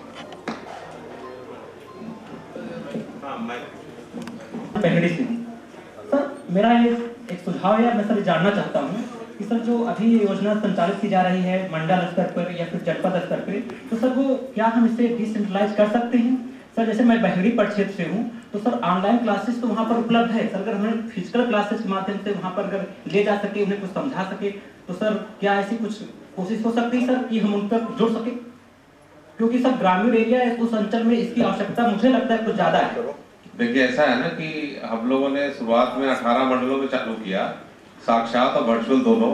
ये व्यवस्था कहीं आगे किस तरह से दिक्कतें आ रही है, क्या बच्चों का क्या समस्या आ रही है, उसके अनुसार आगे आने वाले समय में परिवर्तन होगा। अभी तो फिलहाल ये है कि जो एक तो आप देखिए कि फाइबर ऑप्टिक्स भी सब जगह बिछाई जा रही है, तो हर एक ग्राम पंचायत स्तर पे हमारा इंटरनेट की व्यवस्था पहुंचेगी। तो उसमें जैसा मैंने कहा कि क्वालिटी जब आपकी YouTube लाइव की अच्छी आएगी तो आपको लगेगा कि आप इसमें शामिल हैं क्लासेस में। और अभी मंडल स्तर पे निश्चित रूप से फिजिकल क्लासेस आने में परेशानी हो रही होगी, तो उसके लिए भी और भी व्यवस्था हम लोग करा रहे हैं। ये अगर पूरी तरह से कामयाब होती है, जिसमें कि आप आराम से इस जैसे अभी छात्रा ने कहा कि बहुत सारे classes is not interested, already उसको आता है, तो निश्चित है कि वो क्लासेस छोड़ के बाकी क्लास ऑनलाइन भी देख सकती है। तो व्यवस्था तो अभी सभी के लिए, ग्रामीण क्षेत्र के लिए भी है, ऐसा नहीं है कि उनके लिए नहीं है। लेकिन आप जैसा कह रहे हैं कि हर एक के घर में, हर एक गांव में जैसे गांव स्तर तक पहुंचे, तो उसके बारे में हम लोग आगे देखेंगे। अभी फिलहाल तो ये इसी को पूरी तरह से संचालित करेंगे, जैसे कि प्रत्येक बच्चा भले ही सोनभद्र का दूरस्थ गांव में हो, वो भी हमारे जो उच्च स्पीड वाली जो इंटरनेट के माध्यम से वो घर बैठे देख सकते हैं। इसमें एक और मैं जोड़ना चाहूंगा, जो अभी बात हो रही थी, जो मंडल दक्षिण में पहले कहा था अपने भाषण में कि मेंटरिंग का, तो हम लोग जो अधिकारियों का हमारे पास पूल है मेंटरिंग अधिकारियों का, वो सिर्फ बरेली शहर के नहीं है अधिकारी, और ना सिर्फ बरेली जनपद के हैं, वो पूरे चारों मंडलों के अधिकारी हैं। हम लोग जैसे जैसे छात्रों की डिमांड होगी, जैसे जैसे छात्रों से हमारा संपर्क होगा, हम लोग मेंटर अधिकारियों को छात्रों से ज्वाइन कराएंगे।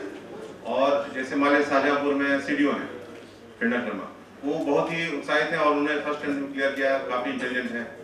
अब जो शाहजहांपुर से आते हैं कई लोग उतनी दूरी तय करके, और उनको हम मान लिया मेंटर उनको हम बना देंगे, तो वो शाहजहांपुर में उनको सप्ताह में 1 बार या 2 बार उनके डाउट्स क्लियर के लिए, उनको मार्गदर्शन देने के लिए उनका उपयोग हम कर सकते हैं।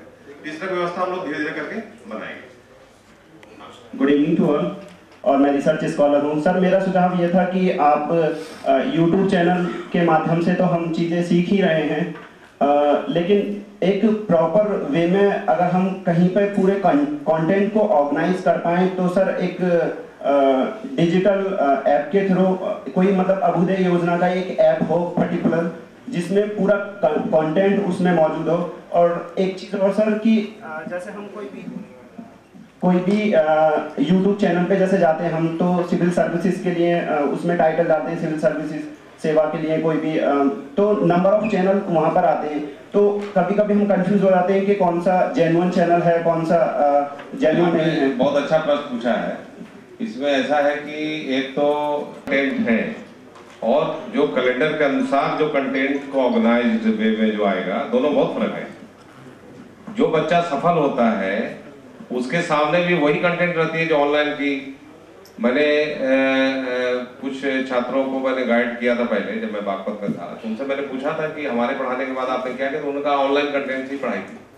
आपको ऑर्गेनाइज जैसे करना है, तो जैसे हमने कैलेंडर जारी किया कि पहले आप इतिहास, फिर उसकी ये कंटेंट पढ़ेंगे, उसके रूप में आप देखेंगे जब आप रजिस्टर्ड हो, abhyuday.up.gov.in पे आप जाएंगे, तभी आपको दिखेगा। उसमें सर्च नहीं करने की जरूरत पड़ेगा सिविल सर्विसेज, उसमें ऑलरेडी इस तरह से ऑर्गेनाइज वे में हमारा वेबसाइट ही है कि आप देखना चाहेंगे, सपोज IAS के फिल्म्स में जाएंगे तो आप देखना चाहेंगे कि कैलेंडर का इतने तारीख वाला, तो आराम से आप सीधे वहां पहुंच जाएंगे, आपको सर्च करने की जरूरत नहीं यूट्यूब लगा। आप बाहर जब जाओगे तब वो जो चीज कर रहे हैं, तो ऐसा नहीं है कि आपकी अगर आवश्यकता है और कंटेंट को देखना है तो आप देख सकते हैं।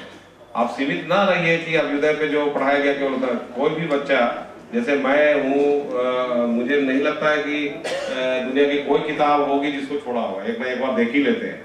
जुनैद भी बताएगा कि हम लोग स्टैंडर्ड बुक जो बताते हैं कि एनसीईआरटी क्लास 6 से क्लास 12 तक पढ़िए और कुरुक्षेत्र योजना का आप लाभ देखिए, उसको पढ़िए, आप हिंदू का पढ़िए और जो एडिटोरियल आती है उसको पढ़िए। वहां तक सीमित रहने से नहीं हो, क्योंकि मस्तिष्क जो है ना इतना उत्सुक होता है कि थोड़ी सी भी कहीं भी कमी है तो उसको और रिसोर्सेज से जानना चाहता है। तो हम लोग अपने समय में रिसोर्सेज तो बहुत पढ़ जाते हैं, हमें लगता है कितनी किताबें पढ़े होंगे, कितनी, इवन किसी कोचिंग का फोटो कॉपी मिल जाता है वो भी पढ़ लेते हैं। तो ऑनलाइन कंटेंट पे भी कभी दूसरे यूट्यूब लाइव बड़ा अच्छा लगा। मैंने तो देखा है कि फिजिक्स केमिस्ट्री मैथ में आप देखेंगे कि जो फॉरेन कंट्रीज की जो यूनिवर्सिटीज है उनके बहुत सारे ऑनलाइन फ्री केमिस्ट्री के, एक केमिस्ट्री का ऑर्गेनिक केमिस्ट्री के तो ऐसा मिशन वाले एक प्रोफेसर है, उन्होंने पूरा ऑर्गेनिक केमिस्ट्री का पढ़ाने का तरीका ही बदल दिया पूरा। उन्होंने पूरे 3000 तरीके का जो रिएक्शन है जिससे कि आप एसिड का आप घटते हुए क्रम और बढ़ते हुए क्रम बनाते हैं, उन्होंने पूरे रिएक्शन को लिख दिया केवल। तो ऐसा नहीं है कि ऑनलाइन कंटेंट तो बड़े अच्छे हैं, लेकिन दिक्कत क्या है कि जो बच्चा है उसको गाइडेंस नहीं मिलता तो ऑर्गेनाइज नहीं कर पाता। उसके लिए ये योजना लाई गई कि ना केवल हम गाइड करेंगे, आपको ऑर्गेनाइज भी करेंगे और ऑर्गेनाइज करके आपके जो दिखते हैं वो भी खत्म कर रहे हैं।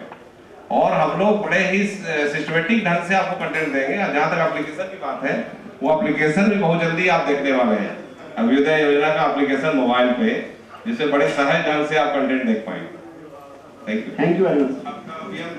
जो कि लोगों के लिए अभी हम लोग ने रिक्वेस्ट फॉर प्रपोजल डाला है, उपाम इसमें देख रहे हैं। तो ये मंडे को प्रेजेंटेशन है, जितने कोचिंग संस्थान है जो मटेरियल अपना देना चाह रहे हैं वो सभी का बृहद प्रेजेंटेशन है हम लोग कमेटी के सामने।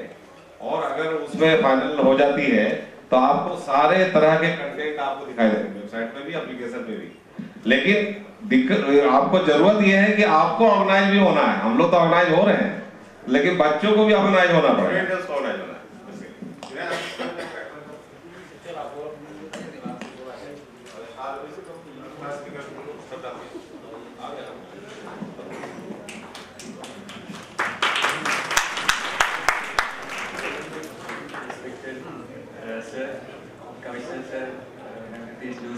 सर को तो एकेडमी में मैं मिला था, वहाँ पे ज़्यादा इंटरेक्शन नहीं हुआ था।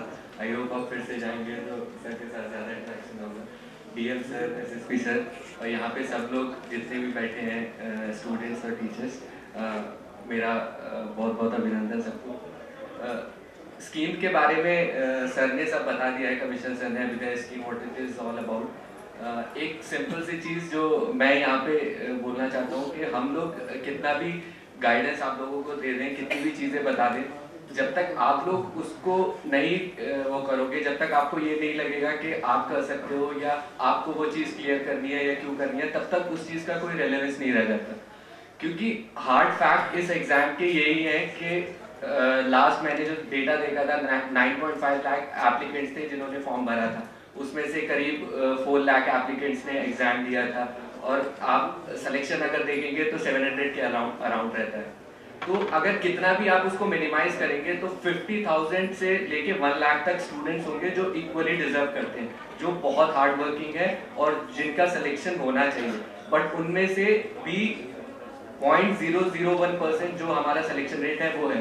तो वो क्या रीजन है सिविल सर्विसेज में? तो जो सर ने बात कर रहे थे क्यूरेटेड कंटेंट की कि आप उसको किस तरीके से लेते हो, वो मैटर कर जाता है। हम हमेशा से बोलते हैं कि hard work is the key to success, but मैंने सिविल सर्विसेज की तैयारी में फील किया है कि स्मार्ट वर्क जो हो गया है वो ज्यादा इंपॉर्टेंट हो गया है यहाँ पे, क्योंकि हार्ड वर्क इक्वली बहुत लोग कर रहे हैं, बट यहाँ पे आपको फिगर आउट करना है कि एग्जाम की डिमांड क्या है और उसके हिसाब से आप किस तरीके से अपने आप को प्रिपेयर कर सकते हो।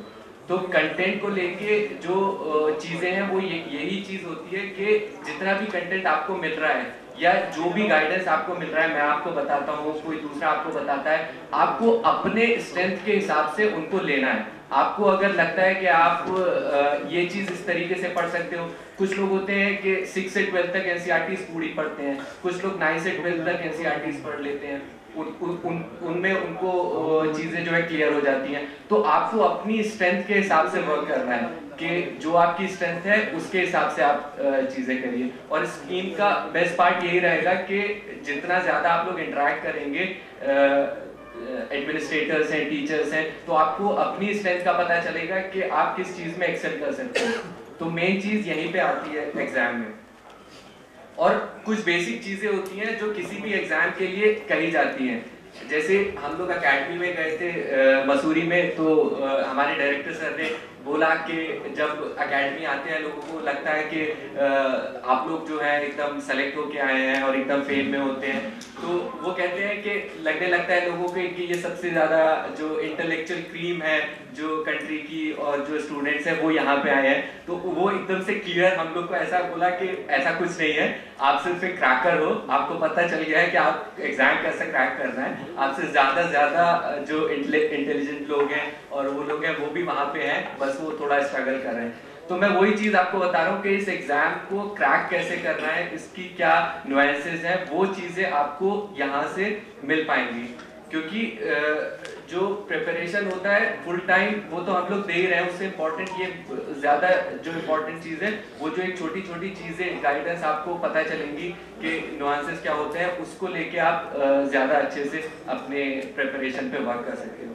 और अभी जैसे मैंने एक मैम थी, उन्होंने बोला, और एक उसने प्रीलिम्स और मेंस का, तो ये डाउट सबके दिमाग में रहता है। ये एक तो सबसे बेसिक डाउट ये निकाल दीजिए, प्रीलिम्स और मेंस की कोई अलग अलग स्टडी नहीं होती है। जैसे सर ने हिस्ट्री पढ़ाई या किसी दूसरे टीचर ने वहां पे लेक्चर लिया, वो इक्वली रेलेवेंट है प्रीलिम्स मेंस दोनों के लिए। प्रीलिम्स में बस क्या है, उसको ऑब्जेक्टिव वे में देखा जा रहा है और मेंस में उसको सब्जेक्टिव वे में देखना है। बस डिफरेंस राइटिंग का आता है, वो बाद में हो जाता है। लेकिन जब भी आप कुछ पढ़ रहे हो उसको एक हॉलिस्टिक वे में देखिए कि आप उसको ऑब्जेक्टिव वे में किस तरीके से पूछा जा सकता है, मेंस में किस तरीके से पूछा जा सकता है। इनफैक्ट हम लोग तो बोलते थे कि इंटरव्यू में भी आप ये सोच के चलो कि उस टॉपिक से क्या चीज पूछी जा सकती है। तो एक हॉलिस्टिक जब आप प्रिपेयर करते हो तभी आपको पिक्चर एकदम क्लियर होती है। तो ये डाउट अपने दिमाग से एकदम निकाल दीजिए कि प्रीलिम्स की और मेंस की जो प्रिपरेशन है वो अलग अलग होती है या इंटरव्यू की अलग होती है। ये हॉलिस्टिक प्रिपरेशन है जो डे 1 से स्टार्ट होगी। तो ये आप चीज हमेशा ध्यान में रखिए। और कुछ जो बेसिक चीजें हैं कि NCERTs से आपको स्टार्ट करना है, आपके कंटेंट को क्या करिए, कंसाइज करिए। मार्केट में इतना ज्यादा कंटेंट है कि आप पूरा ओवरलोड हो जाएंगे कि क्या पढ़ना है क्या नहीं पढ़ना है। तो अपने कंटेंट को कंसाइज करिए, अपने रिसोर्सेज को कंसाइज करिए और उसको रिवीजन करिए बार बार, वही चीज हेल्पफुल होगी। तो ये कुछ बेसिक चीज थी जो मैं शेयर करना चाहता था। समय के अभाव के कारण कई जो हमारे हीरो हैं जो इस योजना से जुड़े हैं उनको हम मौका नहीं दे पा रहे हैं, लेकिन मैं मेंशन करना चाहूंगा विशाल है यहाँ पर। विशाल पूरी टीम के साथ है। विशाल वार्षणे कहाँ विशाल जी? हाँ तो चाहिए, हाँ बहुत अच्छा। ये इनकी तारीफ हो जाए। ये इसको कहते मुस्कान भाव से लगना योजना के लिए उसमें लगे हैं। IIT और नीट के लोगों को ये दे रहे हैं। ये भी IIT कानपुर के ही हैं और संयोग से हमसे एक क्लास जूनियर थे वहाँ, और इन्होंने पूरी तरह से तन मन धन से इस योजना में लगे हैं। बहुत बहुत बधाई, थैंक यू आपको। बरेली कॉलेज के प्रिंसिपल भी मौजूद हैं, उनके लिए भी तारीफ हो जाए। बहुत पूरी ऊर्जा के साथ लगे रहते हैं। प्रिंसिपल साहब हैं ये जब भी क्लासेस चलती रहती है आपका राउंड लगता रहता है, बहुत अच्छा लगता है। अब आपको बहुत ज़्यादा देर तक प्रतीक्षा नहीं करा सकते। आप सर को सुनने के लिए सब लोग बड़ी बेताबी से बैठे हुए हैं। निश्चित रूप से आज हमें बेहतरीन मार्गदर्शन मिलेगा। सर के व्यक्तित्व की झलक उनके संबोधन में मिलेगी। इससे अधिक मैं कुछ नहीं कहूँगा। आमंत्रित कर रहा हूँ आदरणीय सर को। सर चाहें तो वहीं से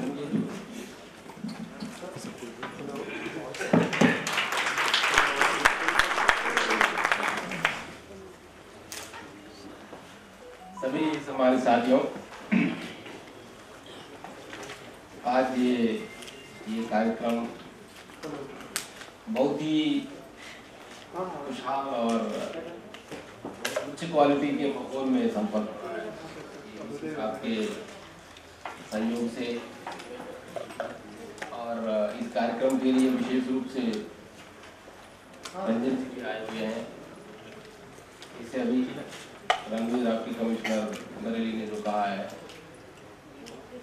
इस पूरी इस अभ्युदय योजना का रूपरेखा तैयार करने के लिए भी पूरी उसकी दूरदृष्टि के साथ और कमिटमेंट के साथ बहुत ही पैशन के साथ पूरा जोश और पूरी जुनून के साथ जुड़ा रहा रंजन, और माननीय मुख्यमंत्री जी ने इसको एक्नॉलेज भी किया प्रोग्राम में। देखिए, ये जो बहुत अच्छा कार्य करना चाहते हैं, जिनके पास करने की बहुत उत्साह है, बहुत जील एंथुसियाज्म है, उनके लिए भी, और जो इस दिशा में आगे बढ़ना चाहते हैं। इसके लिए हर एक जगह पे जो जॉइंट है सप्लायर्स और डिमांडर्स, सप्लाई डिमांड का है, प्रोवाइडर्स एंड कंज्यूमर्स, इन दोनों के बीच में, इन दोनों की बीच में जो प्लेटफॉर्म उपलब्ध कराना है, इन दोनों के बीच में संयोग जोड़ना है। असली चीज जो त्रिपाठी जी ने बिगिनिंग में कहा ना कि इसका नियोजन,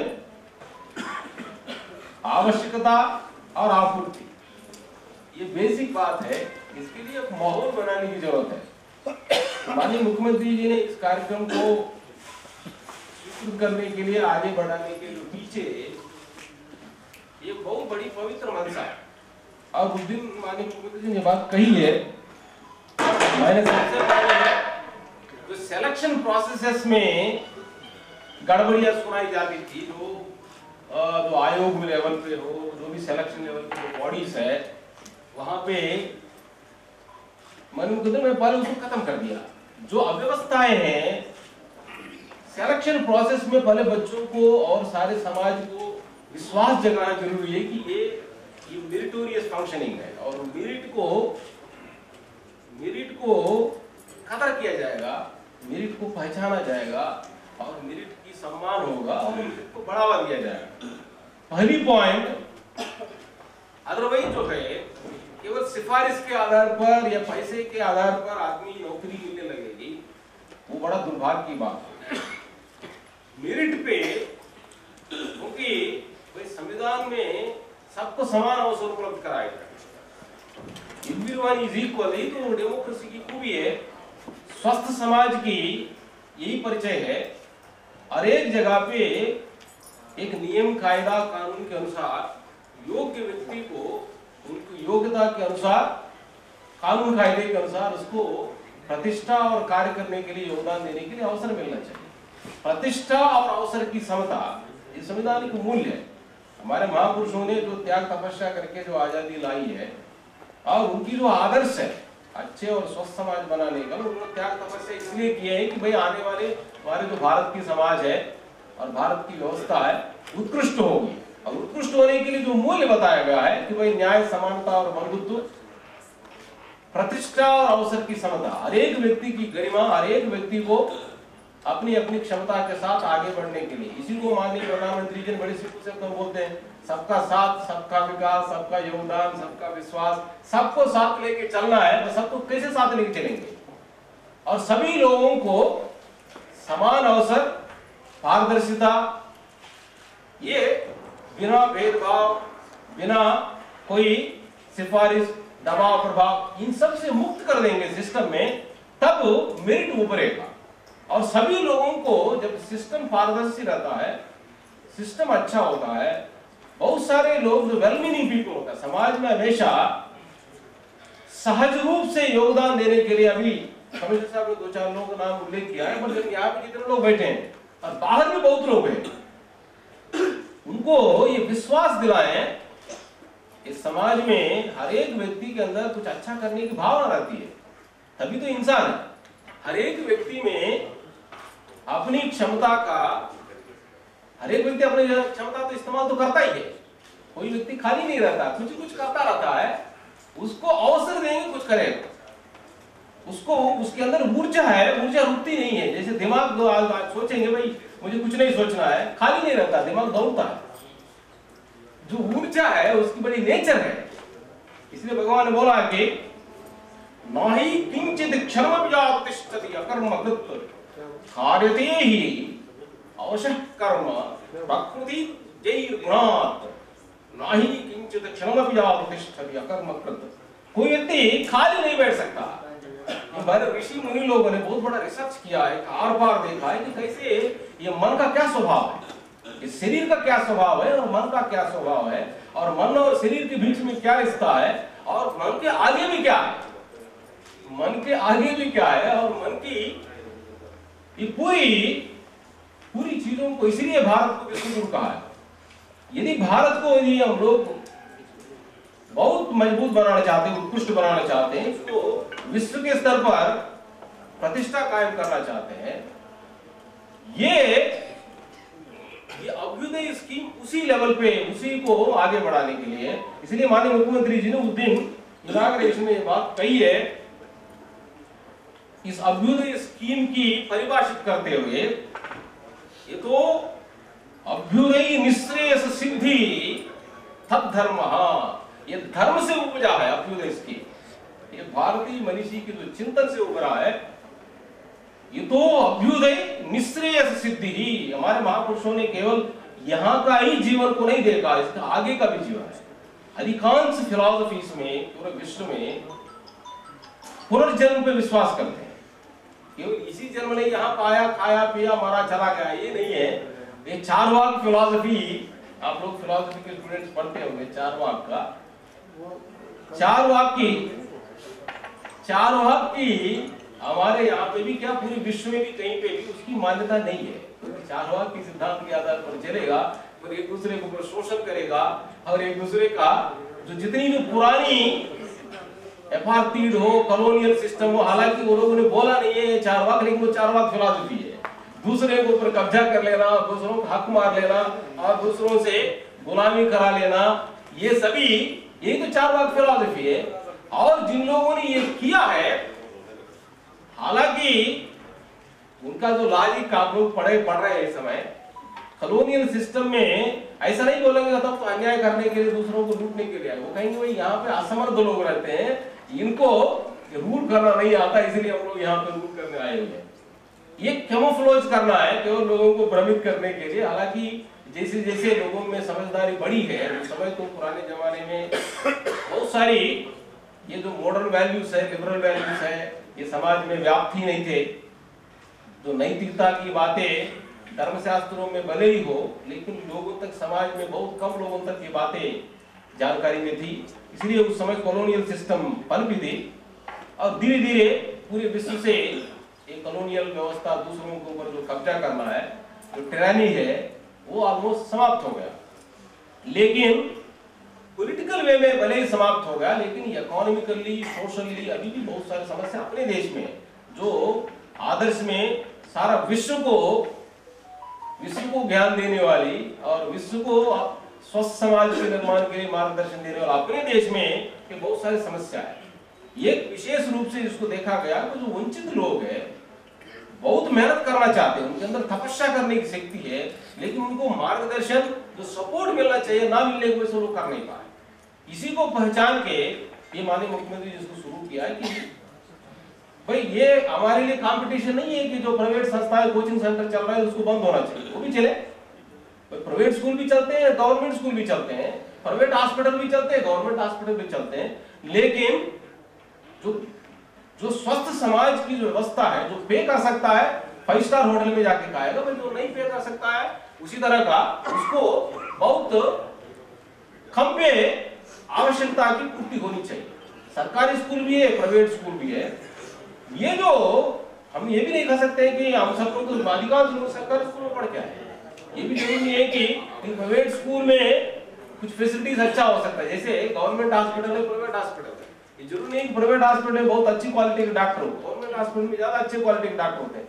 तो फैसिलिटीज की बात हो सकती है, जो पे कर सकता है वो जा सकते हैं।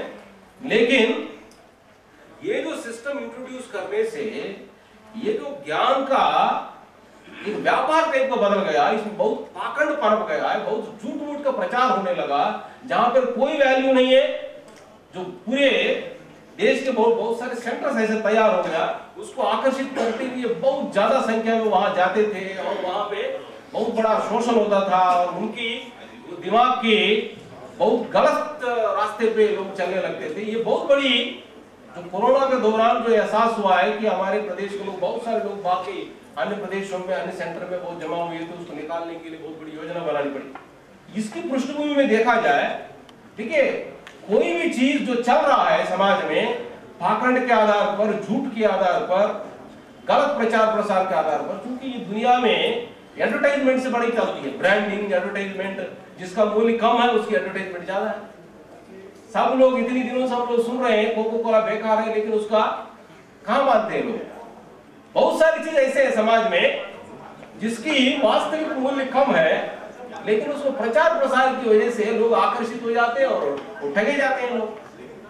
ये जो इसको रोकने के लिए जो अन्याय हो रहा है और जो गलत प्रचार प्रसार चल रहा है, ये सब बंद करने के लिए अभ्युदय स्कीम लागू हुआ। ये इसकी बड़ा व्यापक है, ये केवल ये सीमित, भले अब लोग 3 एग्जाम्स के लिए सिस्टम शुरू हुआ है, ये तो सभी एग्जाम्स के लिए भी करना है और डिसेंट्रलाइज करने की बात है और भी डिसेंट्रलाइज के रूप में भी होना है। अभी भी आप लोग किसी को रोका नहीं गया है। सपोज हम लोग यहाँ पे व्यवस्थाओं की कमी के नाते, जिसमें अभी स्टार्टिंग पॉइंट में यहाँ शुरू हुआ है, ये धीरे धीरे इसको विस्तारित किया जाएगा। लेकिन आप लोग, जो लोग बच्चे दूर से नहीं आ पा रहे विभिन्न कारणों से, तो जो भी कॉलेज है, डिग्री कॉलेज हो, इंटर कॉलेज हो, वहां पे जो अच्छे लोग मिलकर स्वयं भी ऑर्गेनाइज कर सकते हैं। मान ले कि इंटर कॉलेज है तो दूरस्थ क्षेत्र, ये ऑनलाइन जुड़ रहे हैं, उसको केवल ऑनलाइन में तो केवल रजिस्ट्रेशन कराना, उसको इमीडिएटली जो कंटेंट मिलेगा, ऑनलाइन क्लासेस अटेंड करने के लिए मौका मिलेगा और जो बाहर में भी जो कंटेंट है वो भी अटेंड कर लेगा। लेकिन ऑनलाइन कंटेंट को सुनने मात्र से क्या वो समझ पाएगा? उसको समझाने के लिए दूरस्थ क्षेत्र में भी आप अनाउंस करिए भाई यहाँ पे आसपास के बच्चे जो ऑनलाइन में रजिस्ट्रेशन कर चुके हैं और उसको ये डाउट्स वगैरह हम क्लियर करें। वहां पे suppose maths, physics, chemistry teachers हैं, वो आपको आसपास में लोगों को बता देंगे, आपके बच्चे जो आ रहे हैं आपके क्लासेस में, उनको बताएंगे तो आप अपने काम में स्वयं प्रचार करेंगे, साहब ये इस तरह के हमारे टीचर्स आगे बढ़ के करना चाहते हैं। तब वो टीचर्स के अंदर भी क्वालिटी लाना पड़ेगा। बार बार जो बात हो रही है क्वालिटी लाना है। यदि वहां पे मैथ्स, फिजिक्स, केमिस्ट्री या एक भी सब्जेक्ट का भी जो ठीक से करने के लिए ये टीचर के अंदर क्षमता है और इच्छा है, वो स्वयं भी ऑनलाइन कंटेंट भी सुने और वो कौन सा कंटेंट ज्यादा अच्छा है, कौन सा रेफरेंस मटेरियल ज्यादा अच्छा है, उनको भी स्वयं अध्ययन करना चाहिए। और बच्चों को जो डाउट्स क्लियरेंस की बात है वो स्वयं इंटरेस्ट लेके कर सकते हैं। हर एक जगह पे ये जो इसको डिसेंट्रलाइज अल्टीमेटली ये होगा धीरे धीरे गवर्नमेंट व्यवस्था के तहत, लेकिन जो लोग करना चाहते हैं इसमें किसी को रोक नहीं है, किसी को रोक नहीं है। ये जरूरी नहीं है कि हर एक व्यक्ति जिनके अंदर सपोज सरकारी स्कूल में पहले से टीचर है, उसको ये जरूरी नहीं है कोई व्यक्ति रिकॉग्नाइज करे या ना करे। रिकॉग्निशन एक लेवल पे, रिकॉग्निशन से ऊपर जो व्यक्ति स्वयं समर्थ है, तो समाज के लिए कुछ करना चाहते हैं, अपनी क्षमता का इस्तेमाल करेंगे, वो वहां पे सेलेक्ट होंगे या नहीं होंगे एक अलग बात है। लेकिन जो लर्निंग सोसाइटी बनेगी, जो व्यक्ति इन सभी में आईएएस में नहीं आएगा तो पीसीएस में जाएगा, पीसीएस में नहीं आएगा तो बैंक में जाएगा, नहीं तो कलेक्टर बनेगा, कोई टीचर बनेगा। इस स्वस्थ समाज के लिए हर एक व्यक्ति इंपॉर्टेंट है, हर एक व्यक्ति इंपॉर्टेंट है। वही समाज स्वस्थ और मजबूत हो सकता है कि हर एक फंक्शन को क्वालिटी, हर एक फंक्शन में क्वालिटी हो, हर एक फंक्शन में जो डिसिप्लिन है, टाइमलीनेस है, क्वालिटी है। और डिसिप्लिन को असली चीज जो कमिटमेंट है, समाज के लिए मुझे अपनी पूर्ण योगदान देना है, समग्रता के साथ मेरे अंदर जितना क्षमता है मैं समाज के लिए उपयोग में लाऊं। ये जो चिंतन, ये इस तरह की जो व्यवस्था है ना व्यापक रूप से, निःशुल्क पढ़ाने का, कमजोर लोगों को सपोर्ट करने का, जो व्यक्ति इस व्यवस्था के साथ सेलेक्ट होकर आ जाएगा, मतलब पीसीएस के एग्जाम के लिए तैयारी लोगों ने किया, सरकारी ऑफिसर्स ने भी किया और टीचर्स ने किया, वॉलंटरीली उसको मदद किया और प्रेम दिया है, सहयोग दिया है। वो भावना कैसे उत्पन्न होगी, उनके पेरेंट्स हो, उनके गांव में हो, आसपास में माहौल कैसा बनता है। जो सहयोगात्मक एटीट्यूड है, जो संविधान के जो मूल्य है, हम लोग भारत के नागरिकों को ये सुविधा देंगे, उसकी व्यक्तिगत गरिमा और प्रतिष्ठा ध्यान रखेंगे, उनके विकास के लिए हम लोग पूर्ण अवसर प्रदान करेंगे। हमारे जो महापुरुषों के जो आदर्श है, जो त्याग और जो सहयोग की भावना है और दूसरों के लिए योगदान करने की जो भावना है, आजादी आंदोलन की आप देखेंगे, ये केवल रिकॉग्निशन के लिए, कोई स्वार्थ के लिए लड़ी नहीं गई है, वो बहुत बड़ी दृष्टि है। और वो भी जिन लोगों ने आजादी आंदोलन लड़े हैं, वो घाटे का सौदा नहीं है। हाईएस्ट व्यक्ति कौन है? जो व्यक्ति के अंदर त्याग करने की भावना है। त्याग करने की भावना ही आदमी को महान बनाता है। हमारे शास्त्र बोलता है, न प्रजया न धनेन न कर्मणा त्यागेन एके अमृतत्वमासु। अमृतत्व की जो इमोर्टैलिटी की बात शास्त्रों में ऋषि मुनि लोग कहते हैं, ये इमोर्टैलिटी आदमी अपने को इस डोमेन से हायर डोमेन में प्रवेश करता है। कौन प्रवेश करता है? जिनके अंदर त्याग की भावना। त्याग ही धर्म है। त्याग जो स्वार्थ से हटके दूसरों को मैं कितनी सेवा करूं, कितना मदद करूं, मेरे पास जो भी क्षमता है, ये जो भावना है आदमी को महान बनाता है। ये भावना सबके अंदर है। इसीलिए जितने लोग यहाँ पर ऊपर बैठे हो, आप सभी लोग, आज केवल कोई किसी को मेहनदार नहीं देगा, आप सब लोग आए हैं। और बहुत सारे लोग जो पढ़ा रहे हैं, उसको रिकॉग्निशन होता है, तो रिकॉग्निशन इसलिए होना चाहिए ताकि बाकी लोग भी प्रेरणा ले सकें। लेकिन जब ईश्वर को साक्षी मानकर स्वयं इसमें जुट जाना चाहिए, उसमें बहुत बड़ा आनंद आता है। जो व्यक्ति स्वप्रेरणा से वॉलंटरीली सेवा भावना से जुड़ता है, ये सेवा आदमी को, बहुत सारे लोग ये पता नहीं है ये सेवा का कितना महत्व है। लोभ और अपनी सुख सुविधा से हटके जब आदमी सेवा देने लगता है, उसके अंदर से ऐसी ईश्वर की रचना है, जो करके देखे आप लोग, सब लोग थोड़ा बहुत एहसास सभी लोग करते होंगे। जो व्यक्ति केवल स्वार्थ के लिए और संकुचित भावना से हटके बिना कोई अपेक्षा के अपनी क्षमता को समाज में अन्य लोगों की मदद के लिए कार्य करता है, उस निष्ठा, उस सेवा से एक अनोखा आनंद एहसास होता है, सभी लोगों को होता है। इसलिए जो महापुरुषों ने जो कहा है, ये सेवा परमो धर्म, ये सेवा, ये सारी धर्म मजहब से ऊपर उठ के, हालांकि सारे धर्म के मजहब के सिद्धांत सेवा की बात करते हैं। सेवा ही धर्म है, परहित सरिस धर्म नहीं भाई। दूसरों की हित करना रशिया में एक धर्म और अमेरिका में एक धर्म नहीं है। यथो अभ्युदय निश्रेयस सिद्धि तद्धर्म, ये यूनिवर्सल धर्म है। एक ही ईश्वर है और एक ही उनके प्रिंसिपल्स है, नियम है। उन प्रिंसिपल्स को जो फॉलो करेगा वो सुखी हो जाए, यहां भी और बाद में। ये बहुत बड़ी सिंपल सूत्र है, जो व्यक्ति, ये सारे शास्त्रों में बड़ी स्पष्ट रूप से उल्लेख किया था, पर ऋषि मुनि लोगों ने इसको बड़ी स्पष्ट रूप से देखा है, उस विचार से ये उपजा है, ये अभ्युदय इसकी बड़ी गहराई है। क्योंकि ये हमारे माननीय मुख्यमंत्री स्वयं संत है, वो एहसास करते हैं कि ये चलेगा। ये भारतीय मानसिकता में गांव में भी बड़े अच्छे अच्छे विचार लोग रखते हैं। इन सबको एक माहौल देंगे, एक वातावरण बनाएंगे। ये जो शिक्षा को व्यापार बनाए हुए हैं, ये जो दबाव प्रभाव और ये जो पैसा बनाने का, ये लोग का बहुत बड़ा भंवरजाल फरकता जा रहा है, ये टूटेगा, ये टूटना चाहिए। स्वस्थ समाज के लिए ज्ञान हर चीज देना चाहिए। तो ज्ञान तो पहली चीज है, ज्ञान आधारित सोसाइटी होना चाहिए। भगवान ने बोला कि भगवान ज्ञानम ज्ञेयम ज्ञानगम्यम हृदि सर्वस्य विष्टितम ज्योतिषाम अभितत् ज्योति तमसः परम उच्यते। ये तामसिक वृत्ति से आगे जो व्यक्ति आलसीपन है, प्रमाद है, केयरलेसनेस है, गलत चीजों में लगा रहता है। अदरवाइज ये स्कीम नहीं होगा। खाली टाइम में लोग क्या करते हैं, फालतू गप लगाते रहते हैं। और ये लड़का लड़की एक दूसरे को फोटो भेजना, तुम कैसे हो, मैं कैसे हूं। ये केवल बच्चे हैं, बड़े लोग टीचर्स में लगे, बहुत सारे अधिकारी लोग इसी में लगे रहते हैं।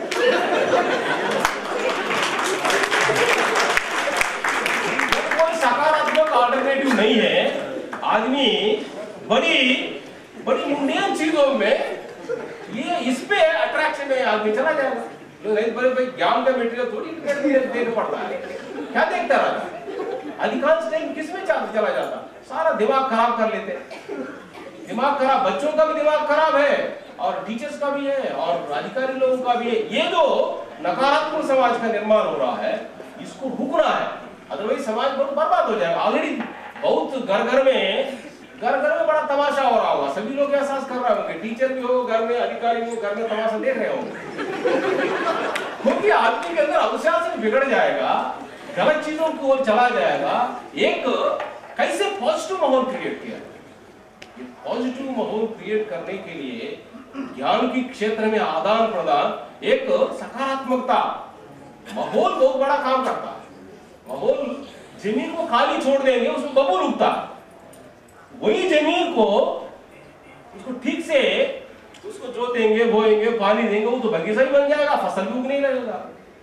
जमीन वही है, जमीन को वो पूरा विज्ञान को समझ के उसको ठीक से व्यवस्था करेंगे। ये प्रकृति का ऐसी व्यवस्था है, बिना किए कुछ होता नहीं है। यहाँ किसी न किसी को बड़ा सोच कर करना पड़ेगा। महात्मा गांधी जी, सुभाष चंद्र बोस, महापुरुष लोगों ने मेहनत नहीं की होते तो आजादी नहीं मिलती, और उस ढंग से नहीं मिलती है, व्यवस्थित ढंग से नहीं मिलती है। ये जो हर एक जगह पे पूरे विश्व में कहीं भी कुछ अच्छा हुआ है किसी ने किया, ये कर्म क्षेत्र है, करने से ही होता है। कर्म प्रदान विश्व चिराका, ये ऐसे भले ही लगा के बड़ा सिंपल स्टेटमेंट, गहरा स्टेटमेंट है ये। जो जस कर्म करी सो तत्फल जाका, ये नहीं कहा मंदिर में जा रहा है, मस्जिद में जाओ वो अलग बात है, लेकिन मंदिर मस्जिद में जाके आदमी यही सीखना चाहिए कि भाई सेवा करना है। सेवा करना सिखाने के लिए मंदिर मस्जिद बने, ये सेवा का विकल्प नहीं है। केवल मंदिर मस्जिद जाने से भगवान प्रसन्न नहीं होगा। तो वहां जाके आदमी ये सीख के फिर समाज की सेवा करे, प्रकृति की सेवा करे। सेवा से ही भगवान प्रसन्न हो। पुनी सत्य कहू, पुनी सत्य कहू कग पाई, मोई सेवक सम प्रिय कोनाई। भगवान राम से कहवा दे तुलसी बाबा, इस दुनिया में सेवक से समान मेरे लिए कोई प्रिय नहीं। तो सेवा करता है, सेवा दूसरों के लिए, प्रकृति के लिए। भगवान ने यह भी कहा है कि केवल पूजा करने से नहीं, अनुशासन मानने से। सोई सेवक परम प्रिय सोई,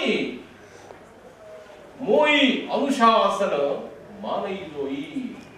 अनुशासन का पालन करता है, ये भगवान का अनुशासन ही धर्म है।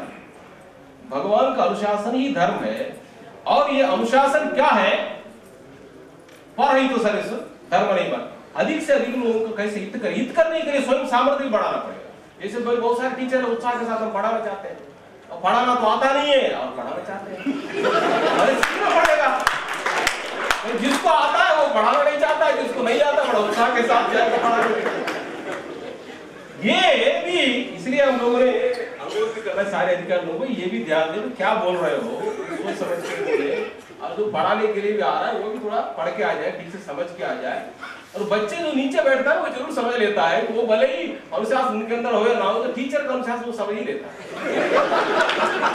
हम लोग भी देखे थे जब हम लोग पढ़ते हैं, इंटरमीडिएट में पढ़े हो, डिग्री में पढ़े हो, इंजीनियरिंग में पढ़े हो, एक टीचर आता है, जितना भी खुराफाती बच्चा बैठा हो क्लास में एकदम शांत रहता है। उनका इतना अनुशासन है और उनके अंदर इतनी तपस्या, इतनी तेजस होता है टीचर के अंदर। जो व्यक्ति कमिटमेंट के साथ पूरी सब्जेक्ट को पूरा आर पार देखता है, उसको बोलने में एक अनोखी ताकत रहती है उनकी, और बोलने का कमांड रहता है, विश्वास रहता है, बच्चे एकदम डिसिप्लिन रहते हैं। और कोई दूसरा टीचर आता है, उसको आते ही लोग एक दूसरे का इसको ये खींचते रहते हैं, और जो टीचर वो लिखता रहता है, तो कोई चाक फेंकता है, उसमें तो चाक बॉक्स होता है वैसा था, उसको टुकड़े लगते, कुछ कागज फेंकता है, ये देखता ही नहीं वो टीचर, नीचे ही देखता है, उसको पता है उसकी औकात क्या है। बच्चे क्या क्या थोड़ा बात कर रहा है, उसको करेगा कैसे? स्वयं के ये नहीं है कि उनके अंदर क्षमता की कमी है, लापरवाही है। ये केवल समय काटना और चले जाना। यदि ऐसे लोग होते ना प्राइवेट सिस्टम में लट से निकाल के भगा देते हैं। सरकारी सिस्टम आदमी घुस गया तो घुसा ही जाता है। बहुत बार अधिकारी हो, कर्मचारी हो, टीचर हो, बहुत सारे लोगों को हमको लगता है कि इसको रहने लायक नहीं है, लेकिन उसमें बहुत सारी पाबंदियां है, बहुत सारी। धीरे धीरे हो सकता है कि ये सिस्टम में इंप्रूवमेंट हो जाएगा, ऐसे लोगों को भी यहाँ से भी इसको छुट्टी करने की व्यवस्था होनी चाहिए। खाली जो में जगह पे ये नहीं कहूंगा कि मौलिक रूप से उनके अंदर क्षमता की कमी है। मौलिक रूप से कमी होने पर भी तपस्या करता है तो क्षमता की वृद्धि होती है। यदि दिन रात सोचता है कि कैसे अच्छे ढंग से पढ़ाना चाहिए, चिंतन करेगा, क्षमता भगवान तो सबके ऊपर कृपा करते हैं। तपो ब्रह्मेति शास्त्र बोलता है, तप ही ब्रह्म है। तपसा ब्रह्म विजिज्ञासस्व तपो ब्रह्मेति। जो व्यक्ति तप करता है उसके अंदर ताकत आती है। ईश्वर की कृपा सबके ऊपर है, लेकिन कर्म किए होता नहीं है। सकल पदार्थ फैल जगमाही कर्महीन नर पावत राय। ये जो कर्म के क्षेत्र है, ये धर्म क्षेत्र भी और कुरुक्षेत्र भी आते हैं। ये कुरुक्षेत्र में धर्मानुसार कर्म करना चाहिए। ये इसकी बड़ी गहराई से ये स्कीम की प्रारंभ हुआ है। आप लोग भले ही कम लोग यहाँ पर बैठे हैं, पूरी ताकत के साथ इसको काम करना चाहिए। और जो अच्छा काम करेगा और वो भी ज्ञान के क्षेत्र में पूरी ताकत के साथ, समग्रता के साथ, अधिकारी लोग और ये सह अस्तित्व है। वैसे ही सारा सृष्टि पीसफुल कोएग्जिस्टेंस के लिए बना है। ये पीस ही धर्म है, शांति धर्म है असली। और शांति बनती है ऑर्डर से, ऑर्डर बनता है, व्यवस्था कायम होता है जिस समाज में प्रेम रहता है। इसलिए प्रेम तत्व, प्रेम मीन्स ये नहीं कि ये लड़का लड़की वाला चक्कर नहीं है। प्रेम मीन्स एक्शन में क्या है? Love in action is service. क्रियाशीलता कैसे है? माता बच्चे से प्रेम करता है, उसकी सेवा करता है, उसका ख्याल करता है, उसके विकास के लिए चिंता होती है हर एक तरीके से। इसलिए माता का प्रेम बच्चे के लिए उसको सुप्रीम लव के रूप में उदाहरण दिया जाता है। इसलिए माता की बहुत बड़ी इंपॉर्टेंस है। ये बड़ा दुर्भाग्य है कि हमारे भारत में बोलते रहते हैं यत्र नार्यस्तु पूज्यन्ते रमन्ते तत्र देवता, लेकिन करते नहीं है। हमारे यहाँ पे विचार बहुत अच्छे हैं, लेकिन आचरण बहुत खराब है। ये केवल बात करने से बात बनती नहीं है, कर्म करना चाहिए। ये हमारी शास्त्रों की, हमारी ज्ञान की प्रतिष्ठा कम होने के लिए कारण ये भी है। आदमी बातें बोलने को ही समझता है कि पूर्ण हो गया, और हालांकि ऐसे बातें बोलने वालों की वास्तविक लोग तो उसको पता तो चली जाता है इनकी क्या स्थिति है, क्योंकि भगवान किसी को ऐसा ताकत देते नहीं है। थोड़ा बहुत उसको उछल कूद करेगा, पूरी हर एक व्यक्ति जो भी गलत सारा चीज में उछल कूद करेगा तो पकड़ में आता है, बड़े बड़े लोग पकड़ में आते हैं। इसलिए सच्चाई के रास्ते पर ही ईश्वर की जो परिभाषा है ना, सत्यम ज्ञानम अनंतम ब्रह्म, सत्य ही स्टार्टिंग पॉइंट है। झूठ छल कपट करने वाले ईश्वर को नजदीक नहीं जा सकते। आप लोग बहुत बार सुने होंगे, निर्मल मन जन सोमी पावा मोहि कपट चल चित्रण भावा। भगवान को कपट और छल करने वाले, भले भगवान को नाम लेके और ये धोखाधड़ी करेगा, छल कपट करेगा और दूसरों के साथ अन्याय करेगा। भगवान की सत्ता न्याय की सत्ता है और ये अन्याय करेगा। भगवान की सत्ता प्रेम का है, इनका है दूसरा शोषण करना। इनकी भगवान के साथ भक्ति कैसी है? ये केवल धोखा है, भ्रम है। अधिकांश लोग भ्रम में रहते हैं, बहुत सारे लोग भ्रम में रहते हैं, तो वो भी अपने जीवन में बर्बाद करते हैं और समाज को भी नुकसान करते हैं। हमारी आस्तिक समाज जो है, लोग ईश्वर के नाम पे विश्वास करते हैं, इसको भी ये बड़ा इंपॉर्टेंट है। जो नैतिकता की पूरा चैप्टर है, पता नहीं नैतिकता को पढ़ा रहे नहीं पढ़ा रहे। हमारे यहाँ पे जो जनरल स्टडीज में कोर्स चैप्टर पूरा एक पेपर है कंप्लीट, पूरा इथिक्स का पूरा है, कंप्लीट है। उसका 250 मार्क्स का है। नहीं उसको ये मेंस में इंटीग्रिटी पूरा है, उसको भी लोग पढ़ना चाहिए। उसको भी लोग पढ़ेंगे तो कुछ मूल्य, भले वेस्टर्न मूल्य भी देखिए, धर्म एक ही है, हर एक जगह पे जो व्यक्ति बड़ी गहराई में चिंतन करेगा, गहराई में चिंतन करके एक ही जगह पहुंचा। इसलिए कबीर साहब ने बोला कि समझे की गति एक है, जिन समझा सब ठौर। कहे कबीर ये बीच के बल कहीं और की और। ये बीच वाले कुछ कुछ बोलते रहते हैं, गहराई में जाएगा। अमेरिका की संत हो, रशिया की संत हो, इंडिया के संत हो, एक ही बोलेगा। केवल प्रेम की बात है। राम ही केवल प्रेम प्यारा, जान ले लो जान हारा। केवल प्रेम में सेवा, और सेवा करने के लिए अपनी क्षमता बढ़ाए, और वो करके उसके जो प्रतिफल मिलता है उससे बड़ी प्रसन्नता होती है। जब व्यक्ति ये सेवा भावना से कर्म करता है, वो कर्म यज्ञ बनता है। सेवा के माध्यम से जो भी कर्म होता, अदरवाइज सेवा नहीं है तो वो तुम्हें पाप के लिए हेतु बने। यज्ञ भावना के साथ जो करता है वो व्यक्ति अमरता की ओर बढ़ता है, उसकी बड़ी उच्च कोटि की ताकत आती है। जो व्यक्ति केवल स्वार्थ के लिए जीता है तो व्यर्थ ही जीवन जीता है। बड़ा उसके अंदर बड़ी सुपरफिशियलिटी होती है, उनके अंदर कोई स्टेबिलिटी नहीं रहता है। कोई इस शास्त्र बोलता है कि यज्ञ शिष्टासिना संतो मुच्यन्ते सर्वकिल्बिषैः भुंजते तो अगम पापा ये पचन्ति तो आत्मकारणात्। केवल स्वार्थ के लिए जो लोग रहते हैं ये पाप खाते हैं। अघायु इंद्रियारावः मोघम पार्थ सजीवति। ये व्यर्थ ही जीते, अधिकांश लोग व्यर्थ ही जीते। और स्वामी विवेकानंद जी ने कहा है, those who live for the sake of others really only they live, rest are more dead than alive। remaining लोग ये केवल यहाँ पे चलता फिरता दिखाई देते, लेकिन वो चलता फिरता शव है। जिनके अंदर सेवा की भावना नहीं है।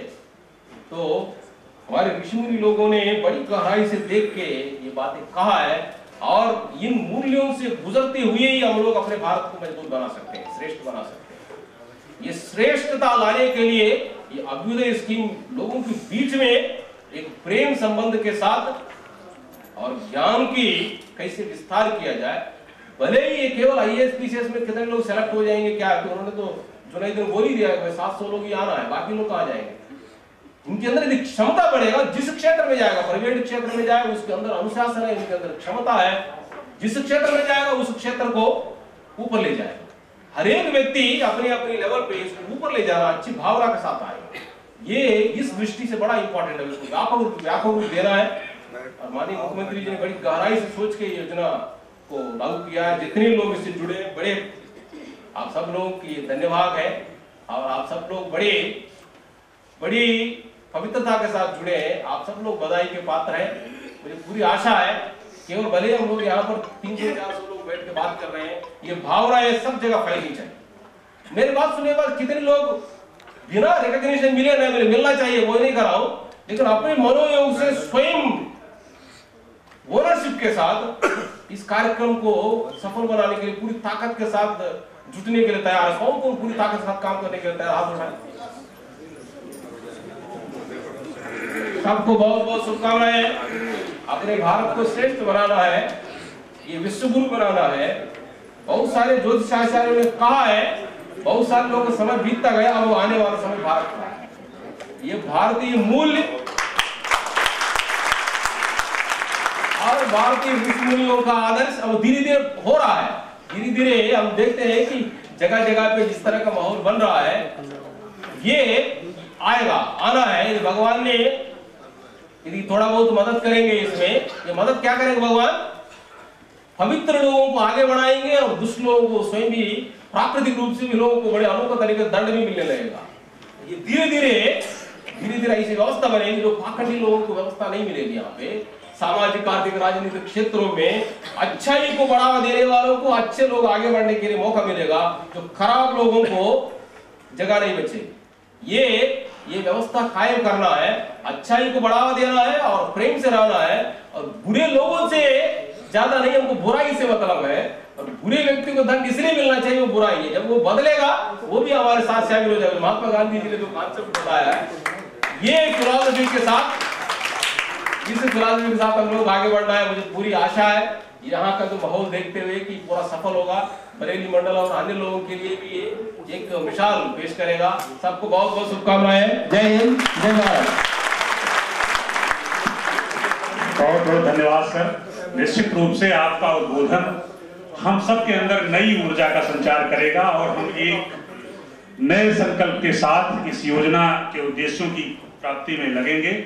अब समय काफी हो चुका है, वक्त है स्मृति चिन्ह देने का। मैं मंडलायुक्त महोदय से अनुरोध करूंगा कि महानिदेशक महोदय को स्मृति चिन्ह देकर सम्मानित करें और इसके साथ ही जिलाधिकारी महोदय से अनुरोध करेंगे कि मंडलायुक्त महोदय लखनऊ को स्मृति चिन्ह देकर सम्मानित करें। इसके पश्चात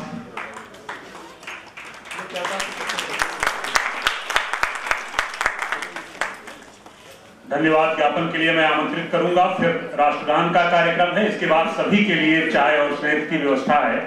सभी लोग चाय के बाद जाएंगे। मैं डॉक्टर राजेश प्रकाश जो क्षेत्रीय उच्च शिक्षा अधिकारी हैं उनको आमंत्रित कर रहा हूं धन्यवाद ज्ञापन के लिए।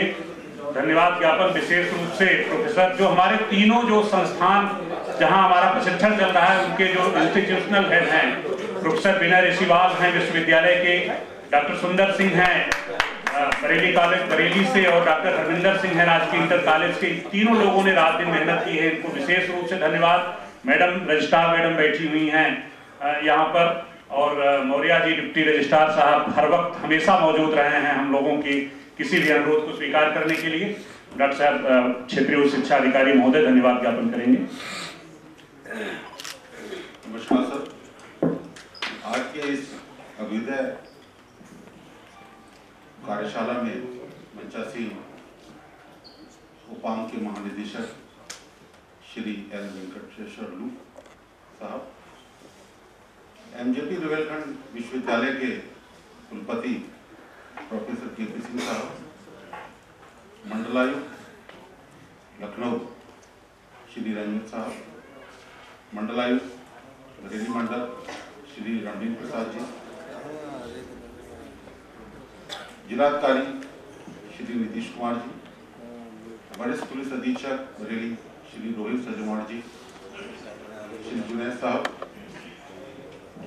बरेली जनपद के सभी प्रशासनिक अधिकारीगण,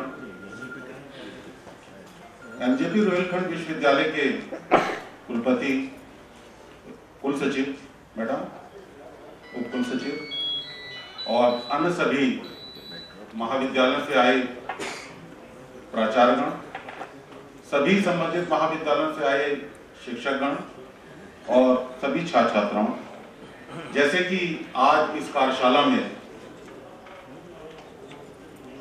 इसके अतिरिक्त हमारे प्रेस और इलेक्ट्रॉनिक मीडिया के संवाददातागण, जैसे कि विदित है कि आज इस कार्यशाला में जो बिंदुओं पे चर्चा हुई है उन बिंदुओं पर वास्तविक रूप से एक नई ऊर्जा का संचार हुआ है और जो आशा हमारे महानिदेशक महोदय ने की है उस पर हम पूर्णतः खरा उतरेंगे। पूरी टीम पूरे स्पिरिट के साथ इसमें लगी हुई है। हमारा यही जिला नहीं है, अन्य जनपद भी हम लोगों से जुड़े हुए हैं। सर, जब हमारी माननीय मुख्यमंत्री जी का इनॉग्रेशन था तो हमारे मंडलायुक्त महोदय द्वारा प्रयास किया गया और हमने उसको त्वरित गति देते हुए अन्य जनपदों में भी जो भी परीक्षार्थी इस परीक्षा में सफल हुए थे उन सबको ऑनलाइन जोड़ा गया। ये सर हम लोगों के लिए था और आने वाले समय में भी अगर शासन का यह प्रयास रहेगा कि अन्य जनपद भी हमारे इस बरेली से जिले से जुड़े तो उसका भी प्रयास हम सार्थक करेंगे और पूर्ण रूप से इसमें मनोयोग के साथ हम लोग लगेंगे, ऐसा विश्वास हम आपको दिलाते हैं। सर, पुनः last but not the least, हम लोग सभी लोग इस कार्यशाला के आयोजन के लिए सभी लोग धन्यवाद के पात्र हैं मैं पुनः आप सभी लोगों का तहे दिल से आभार और धन्यवाद व्यक्त करता हूँ। धन्यवाद।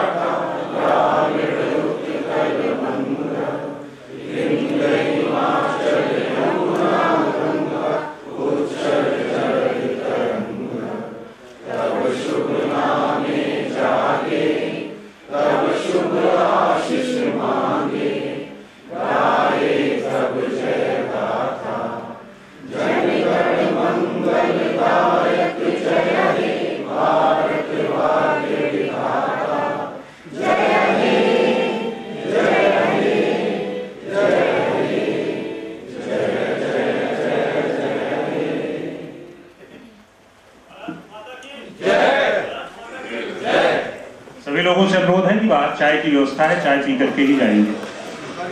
ये